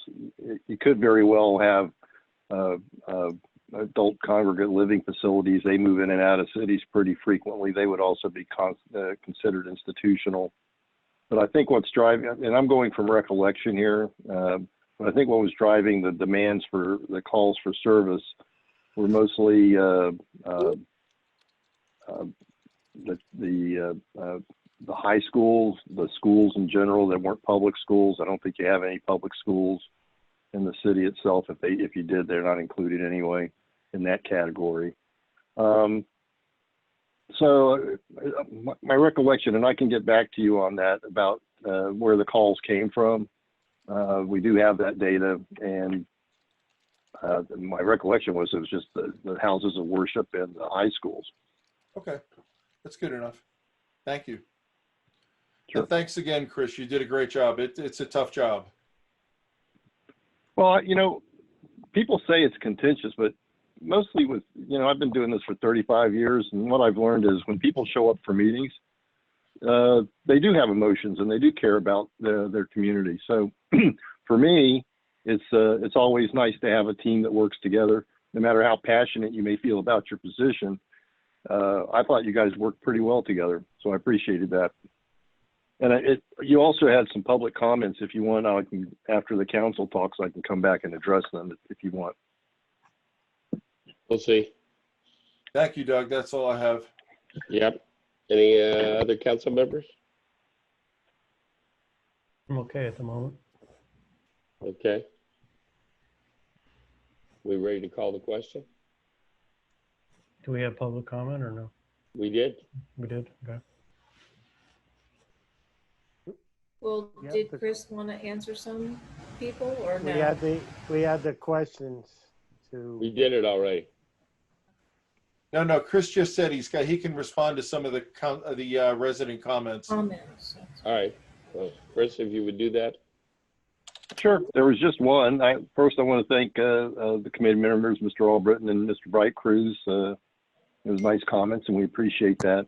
The one comment on the inflation factor, actually, Mr. Cox and I had long discussions on that the last couple of days.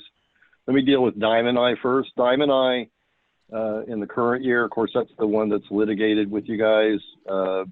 They previously paid a commercial rate plus 2 dwelling unit rates. So the number of dwelling units that the property appraiser has on that site is 2. And that's what we're going with. If that turns out to be 1, then we'll go with 1, but we have to go with what the property appraiser says. It's an interesting structure, Diamond Eye, because it's all one building, and it looks like it has a house in front and then the stables around the side. So I can't really tell you other than what the property appraiser's office has on that one. But their bill will be quite a bit less next year than it was this year. So I don't think they're going to really have any issues. The inflation factor is just for illustration purposes more than anything. But I will note a couple of things. Every year you have to use whatever your budget is actually going to be. So it really doesn't matter what's in that forecast. That's just usually in there for an illustration as to where these things are headed. And having said that, if you take the last 6 years of inflation of your your fire budget, you would find that it's annualized at a little over 6%, not 4.5%. But there's a lot of volatility in that. Some years it's 4%, next year it's 0.1%. It's all over the place for a number of different reasons. Public safety costs generally do exceed the cost of inflation in South Florida by a noticeable amount. But it doesn't really matter in the context of this methodology. Like I said, it's there for illustration purposes. And whatever your contracts and volunteer costs and capital outlay costs are from year to year, that's what you have to use. So there you go. I mean, it's just, it doesn't ultimately matter other than We didn't make it up. We did look at it, and it was higher than the 4.5%, but there was a lot of volatility in there, mostly because of capital outlay. So there you go. Okay. Mayor. Sure. Just two quick things. First off, Andy mentioned at the beginning, or Russell may have mentioned at the beginning, that board member from the fire advisor, from that fire study board, read the email. Mike Fisickelli had drafted comments. For purposes of the record, those comments have been inserted in the record.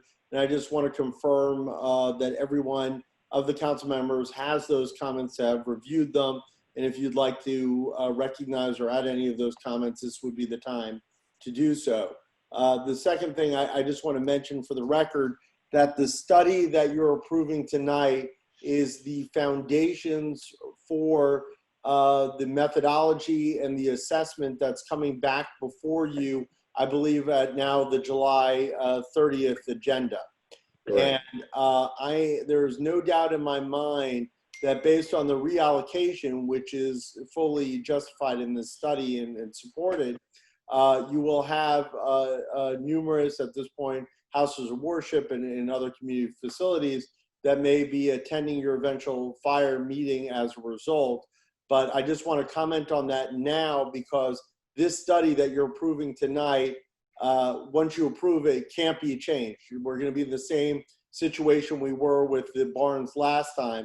So I just want to make sure that everyone understands that and recognizes the importance of the decision you're making tonight, because once you make it, you're bound by it until the next time you do a study. So I just want to make sure that's known by everyone. Councilor Schroeder, you're on mute.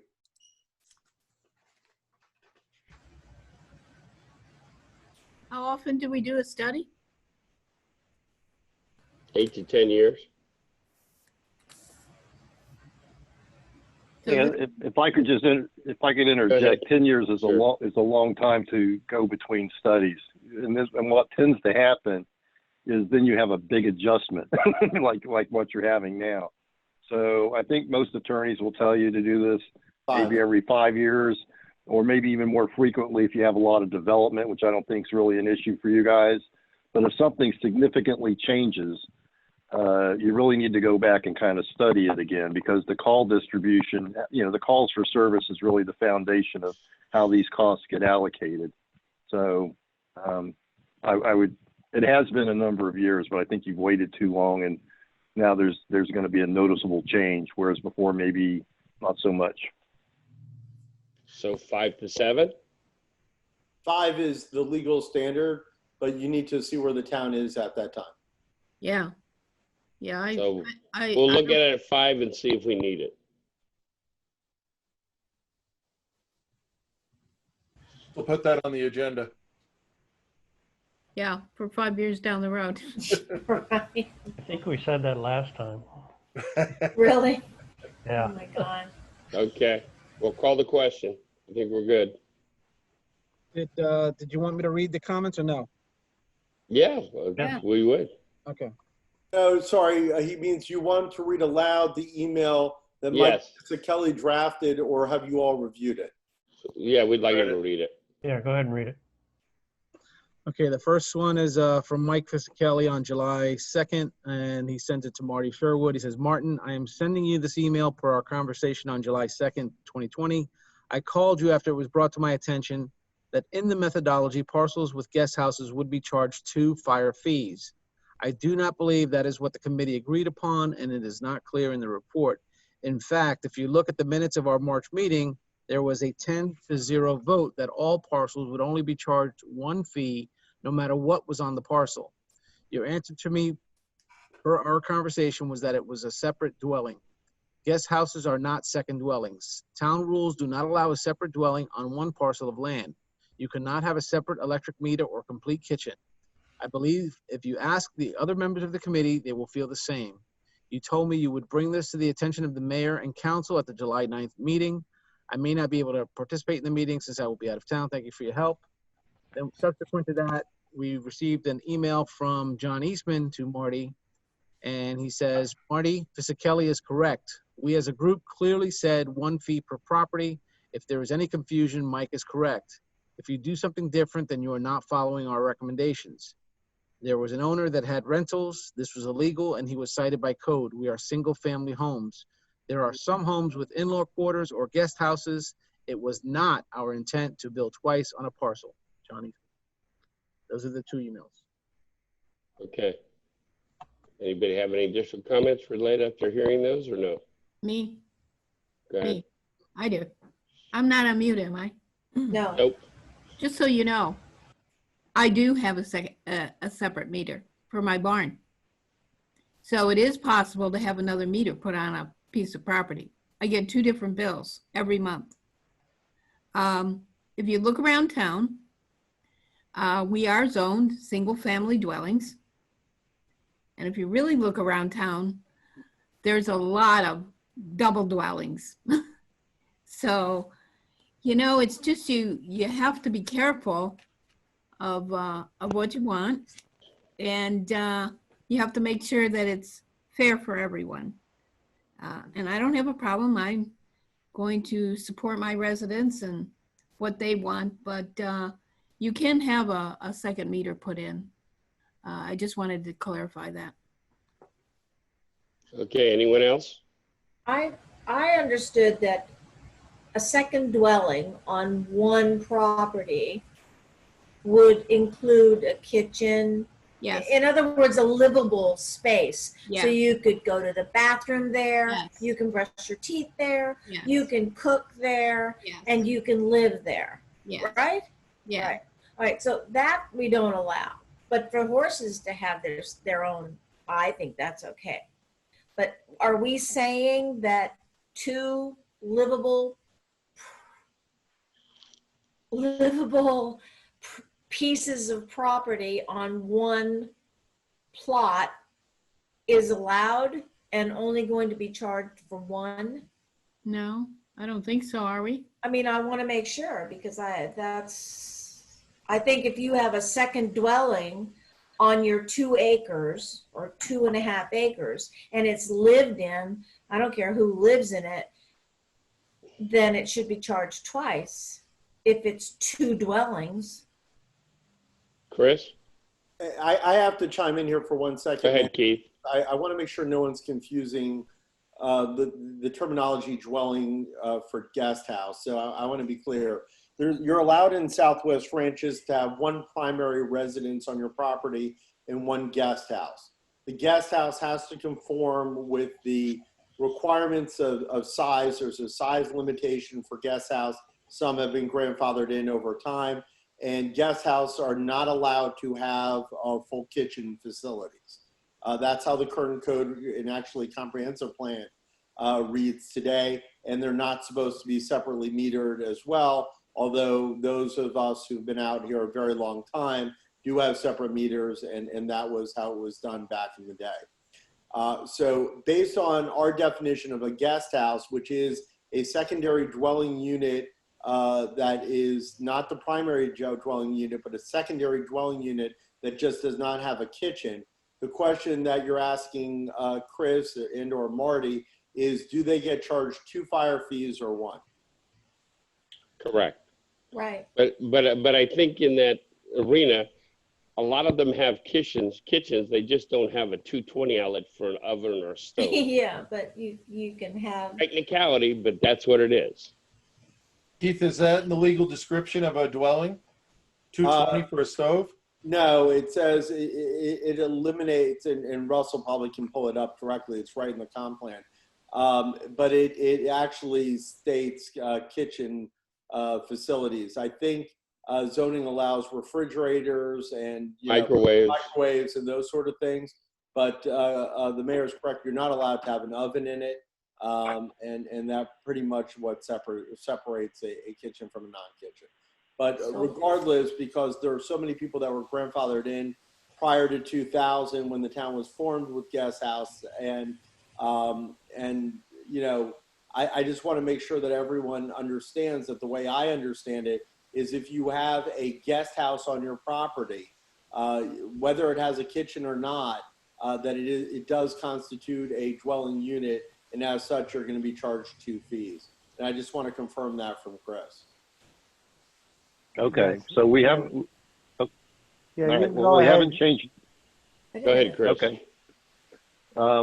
So the dwelling unit definition hasn't changed. It's currently defined in all the resolutions you've ever adopted on this as a building or portion thereof available to be used for residential purposes, consisting of one or more rooms arranged, designed, used, or intended to be used as living quarters for one family only.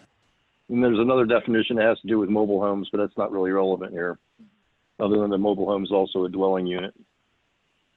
So if I had a guest house out back that has 2 bedrooms and a bathroom, it's within the constraints that Keith named in terms of size and any other legal constraints that basically set it off as a guest house. Would I be charged 1 fire fee or 2? 2.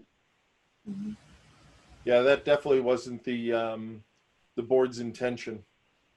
I No, recall. it wasn't. Sorry? Yeah, no, it wasn't. It was not the board's intention. Well, most of the board, I think. I think some people didn't have a problem with it. I don't think it was unanimous. But ultimately, we have a concern legally with the attorney that I use when developing these. They don't really feel like that would be very fair and maybe challengeable by other people, because to the extent that you reallocate those costs to people who just have 1 unit, you may have a problem with it. At any rate, it's what you personally have no problem if the council wants to only charge 1 fee and reallocate it, because everyone in the ranches is entitled to have a secondary dwelling unit guest house on their property. I think it is defendable, but again, I didn't provide the legal analysis on this. Outside counsel for Chris Wallace did. Okay, so let's just direct staff that there's only 1 fee per property. Well, this will have the effect of raising the fee to everyone else, number one. But I just want to make you aware, this is what you've been doing ever since you've had a fire assessment from, I think, 2001 forward. And you do have a number of parcels. You have at least 2 parcels that have what I would call a quadruplex on them. You know, they're just there, but they are apparently rental units. Typically, you would assess each rental unit or each dwelling unit a fee. So do what you want, but it's not our recommendation to do that. It's not what you've been doing. And I want to say that I am not opposed to what Chris just said. My question just had to do with the clarification of that. I don't think we should spread it out to people that only have 1 dwelling on their property and make them kind of share in the paying of the people who have 2. And I do believe it might be something that someone might want to litigate if in fact that came up. So I'm not opposed to what Chris just said or how it is in this ordinance. I just wanted to make sure because it could be a problem. I mean, I just don't know that people with 1 unit should be, someone said something about we spread out the costs. Well, that's all nice and well and good, but it depends, you know? Well, I think we have some, in the town of Southwest Broward, we have a lot of. We're not hearing you, Doug. Can't hear you, Doug. Doug, yeah. I don't know if he's hearing us. Mm-mm. Doug, you're not on mute and your lips are moving. Can you hear us, Doug? I don't think so. No. Hey, Doug. Mayor. Yo, Mayor. Everybody wave. Maybe we'll get his Yay. attention. Doug. Doug. We're not hearing you. Can't hear you. We didn't hear anything, Doug. He's on mute. No, he's on mute. Mayor, you're currently on mute. Yeah, we're not hearing him either way. Doug, you're on mute. Can you hear us? Okay, now I can hear you. There you go. Wow, don't know what the problem was. Sorry about that. Start over. So what I was getting at is a lot of properties out here have more than 2 dwellings, 3 and 4 dwelling units on them.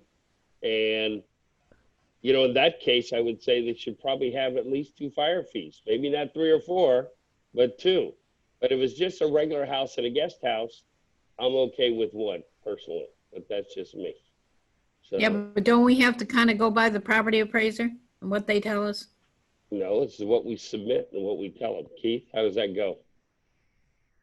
Yeah, you tell them how, they'll tell you how the parcels are allocated, meaning if they have a house, guest house, etc. But you will tell them how you want it assessed. That's your decision. I know even in Davie, a guest house, as I've sold real estate for 30 plus years, a guest house has to be attached by breezeway or any other way to the main house. Then it's called guest, right? But it is not a separate entity. Building.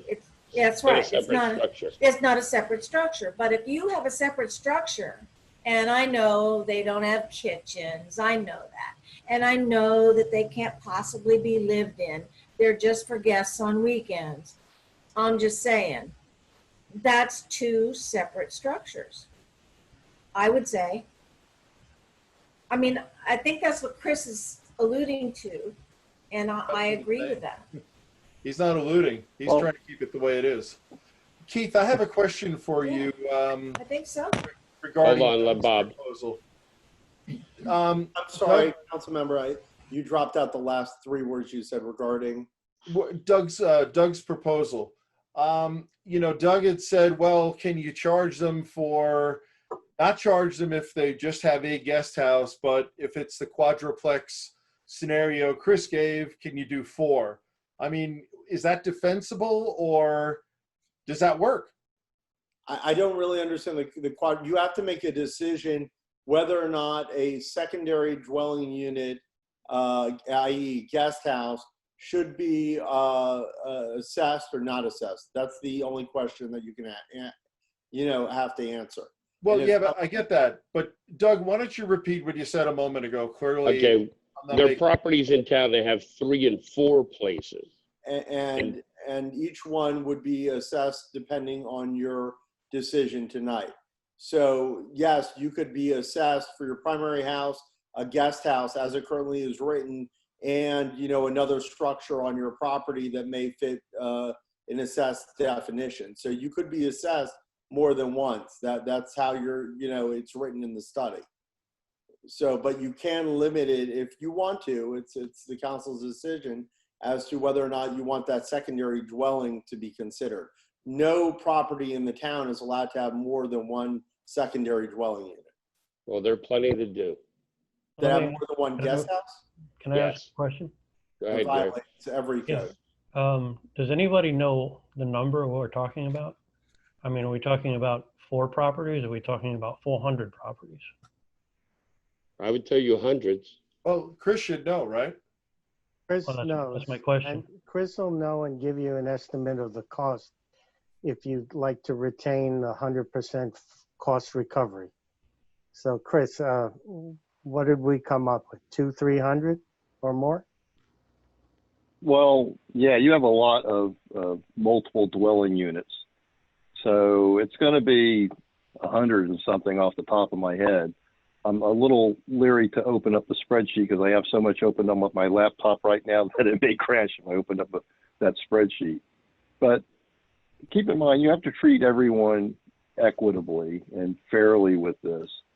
So the rationale behind dwelling units is there's a tendency that the more people who live in an area of families, the more likely it is you'd have fires in a structure. I can give you an example in the Southeast Broward City where a woman had purchased a home in a single family neighborhood. That home had actually been illegally converted to 3 living units, 1 for the previous owner, and the previous owner had modified the house to live, to rent out to 2 other renters.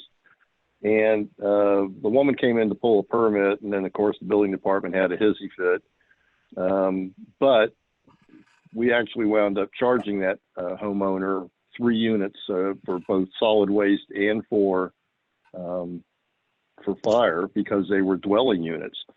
She shouldn't have had them, but she did. Is that right or wrong? Well, in that case, look at it like a mini apartment complex of 3 units. A lot of cities have apartment complexes that each one of the apartments is charged a fee because each one represents a separate risk to fire. So the problem with saying a guest house is that may look like a guest house to you. It may in fact be a guest house, or it may be an Airbnb, or it may be rented out, or it may be vacant. The problem is you'll just never know. I mean, it's a code enforcement problem for sure. This is where the fire assessment kind of diverges from your city code, because you're going to have a lot of non-conforming uses out there anyway. It's just, Keith's guest house may not be my guest house. I may be renting it out. The problem is the way it's currently defined, it can be used or intended to be used as living quarters for one family only. So you could make an argument if you have a guest house that, I only use it for my relatives.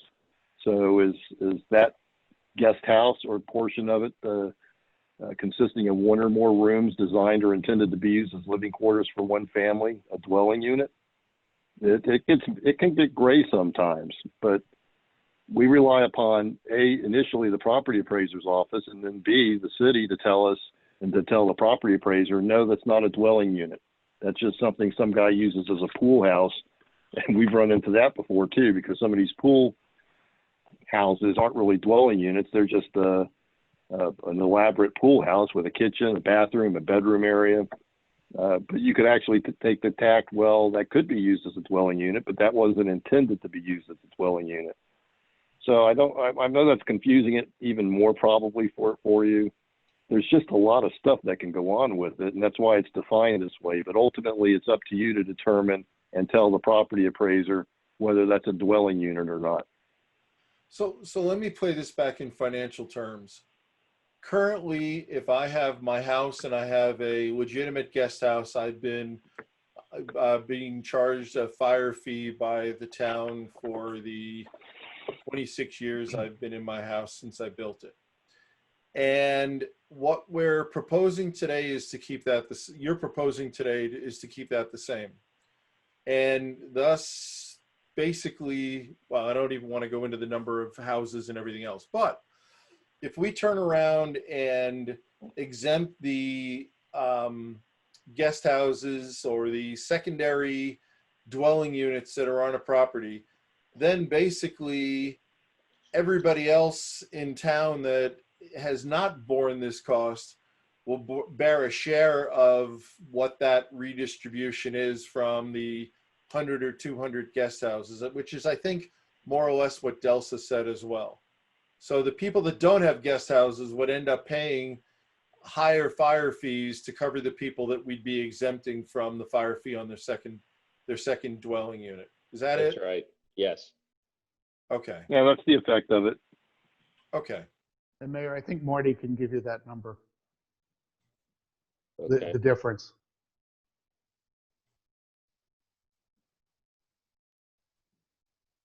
I mean, that was, Bob, my concern in that Hello? there. I'm Yeah, sorry. hold on, Marty. Sorry. No, Go ahead.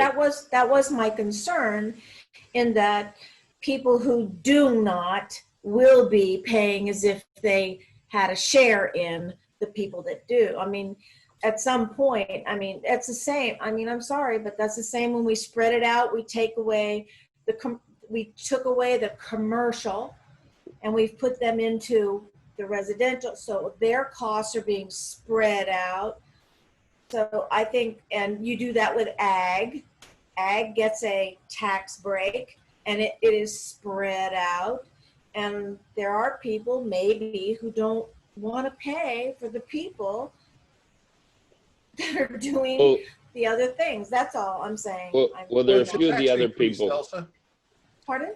It's a tax increase on the people that we were previously not charging.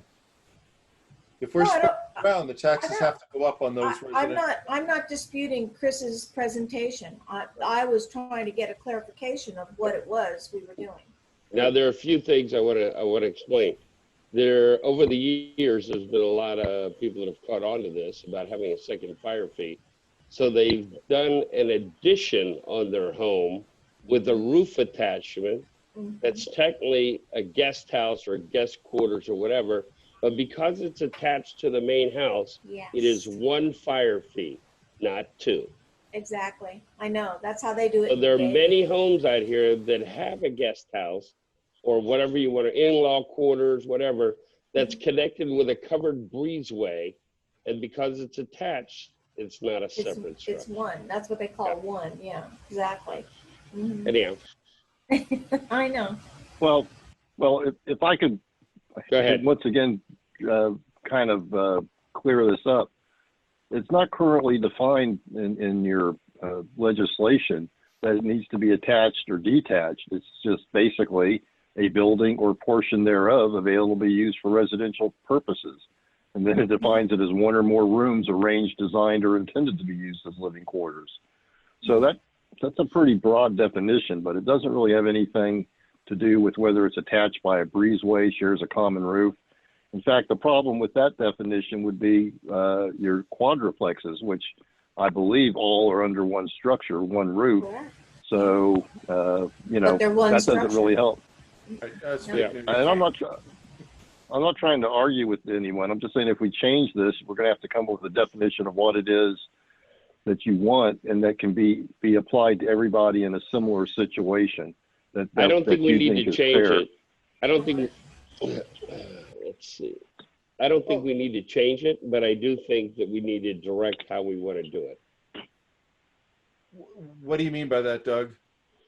You know, do we want to only charge each property 1 fire fee and we all share in even though other people have 2 or more? Or do we want to, if you have another guest house or separate structure that's a livable space, are we going to charge you 2 fire fees? And this is different than that commercial number that they were talking and doing to the barn. So that's totally, that's all out the window. Right. Stuff. Right. Yeah, I fought that 3 years ago. Nobody heard me. Go ahead. Is this a decision we have to make right now, or is this by the 30th? You have to make it now. Okay. Do you want to hear the numbers? I ran them quickly. Go ahead, Marty. Chris can confirm or deny on a conservative basis.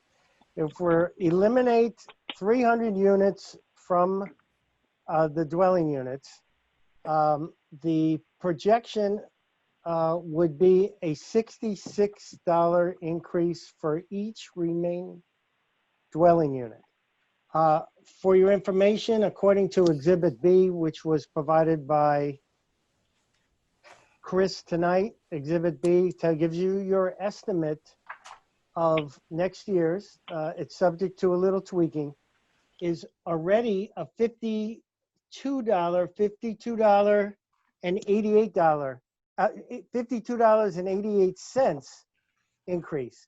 This would add another $66 to the total. So if you would change to what you're discussing tonight, it's a $66 impact for the units that would be remaining. I made the motion to accept this as it is. And as it is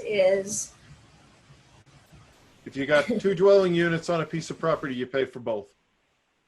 you pay for both. Yeah. And the dwelling property is not a garage, correct?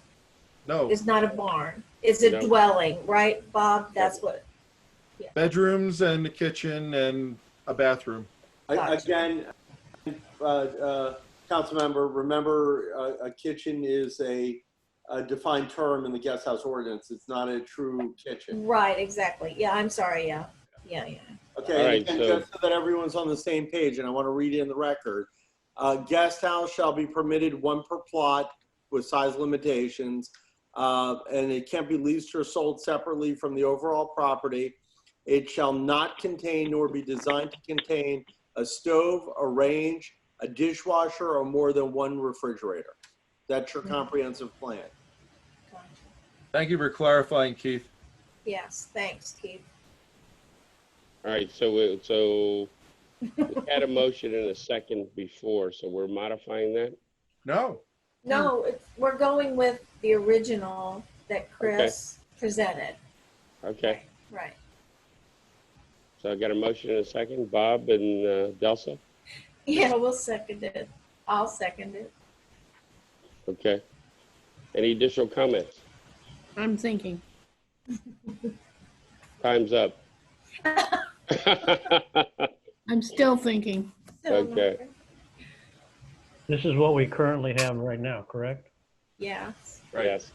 Yes. Yes. And if we change this, we'll be passing $111 additional on to each resident. Is that correct? No, 66, No, Gary. 66. $66. Oh, I thought he said 55 plus 66. Well, that was Marty saying that in addition to the budget increase that we're talking about, the impact to the fire fee is 50 something. Then this Right. would redistribute $66 to everybody who's got a single family home. So the Additional, total yeah. increase for this year, assuming that we went with the number that he quoted, Was would be $111. $112 or so, $110. Yeah, that's what I said. 121. Yeah, that's what I meant. Yeah, that's what I said. It's an additional monies to the rest of the population, Yes. the rest of the units. Yeah. Yep. All I'm right. still not sure if you're clear. Let me just throw it out there one more time. If we adopt what's in the budget right now, and Marty, correct me if I'm wrong, if we adopt what's in the budget now, that's 50 some odd dollars. If we change this ordinance to say only the first dwelling unit is taxed, then it would go up the $120. If we leave it alone, it'll go up based on the 50 some odd dollars or so that we may increase the fire fees due to, budgetary considerations. Does that make sense? Yeah, that's basically what I said. I just didn't say it clearly. I didn't say it clearly. Okay, no, it's not coming right. back to me that way. I wanted to make sure you understand. That's all. Yeah. You ready to vote? Yes, you are all correct. You are all correct. All right. Russell, call the question. Councilmember Amundson, Yes. Councilmember Hartman, Yes. Councilmember Jablonski, Yes. Vice Mayor Schroeder, Yes. Mayor McKay. Yes. Motion passes. Okay. Hallelujah. It was a good conversation. Thank you all. Thank you to We're not Chris. entirely done, but. We'll have Chris. Thanks, everyone. I wanted to end it with the fact we'll have Chris back on July 30th to take care of the resolution. And thank you, Chris, for all the work you've done. Thank you, Chris. Thank you, Thanks, Chris. Chris. We Yeah, thanks, Chris, appreciate and it. you all. thanks, residents. All right. I need approval of minutes for May 24th and June 11th. Motion to approve. Second. Awesome. Any changes? Any suggestions or recommendations related to changes? Seeing none. Anybody raise their hand, Russell, to step in and say No, something? Mayor. Okay. All right. Call the question. Councilmember Amundson, Yes. Councilmember Hartman, Yes. Councilmember Jablonski, Yes. Vice Mayor Schroeder, Yes. Mayor McKay. Yes. Motion passes. Okay, Gary, you're up. Awesome. Go ahead. Thank you, everyone. Go ahead, Gary. Go ahead. Motion to adjourn. Wait a minute, hold Hold on. on. Quick question. Did you all actually vote on the moving? And I was trying to hear the last vote. I think it was the minutes. Did you all actually vote on moving the meeting Yes, to for the 30th? 30th. Yeah, Yes, we did. And Yeah, Russ, we did. that's a resolution, so we may have to just document that accordingly. So we'll just retroactively. You made a motion and a second and voted on the change. Right. Yes. Okay, we'll document it properly then. Thank you. Okay. Thank you. Anything else? We're good? Everybody have a great night. We'll see you all. All right, everyone. Thank you all. Thanks. Good Stay night. safe. Au Keep your revoir. head down. Au revoir. All right. Bye. Bye-bye. Bye, Dougie. Bye. Bye, Dallas.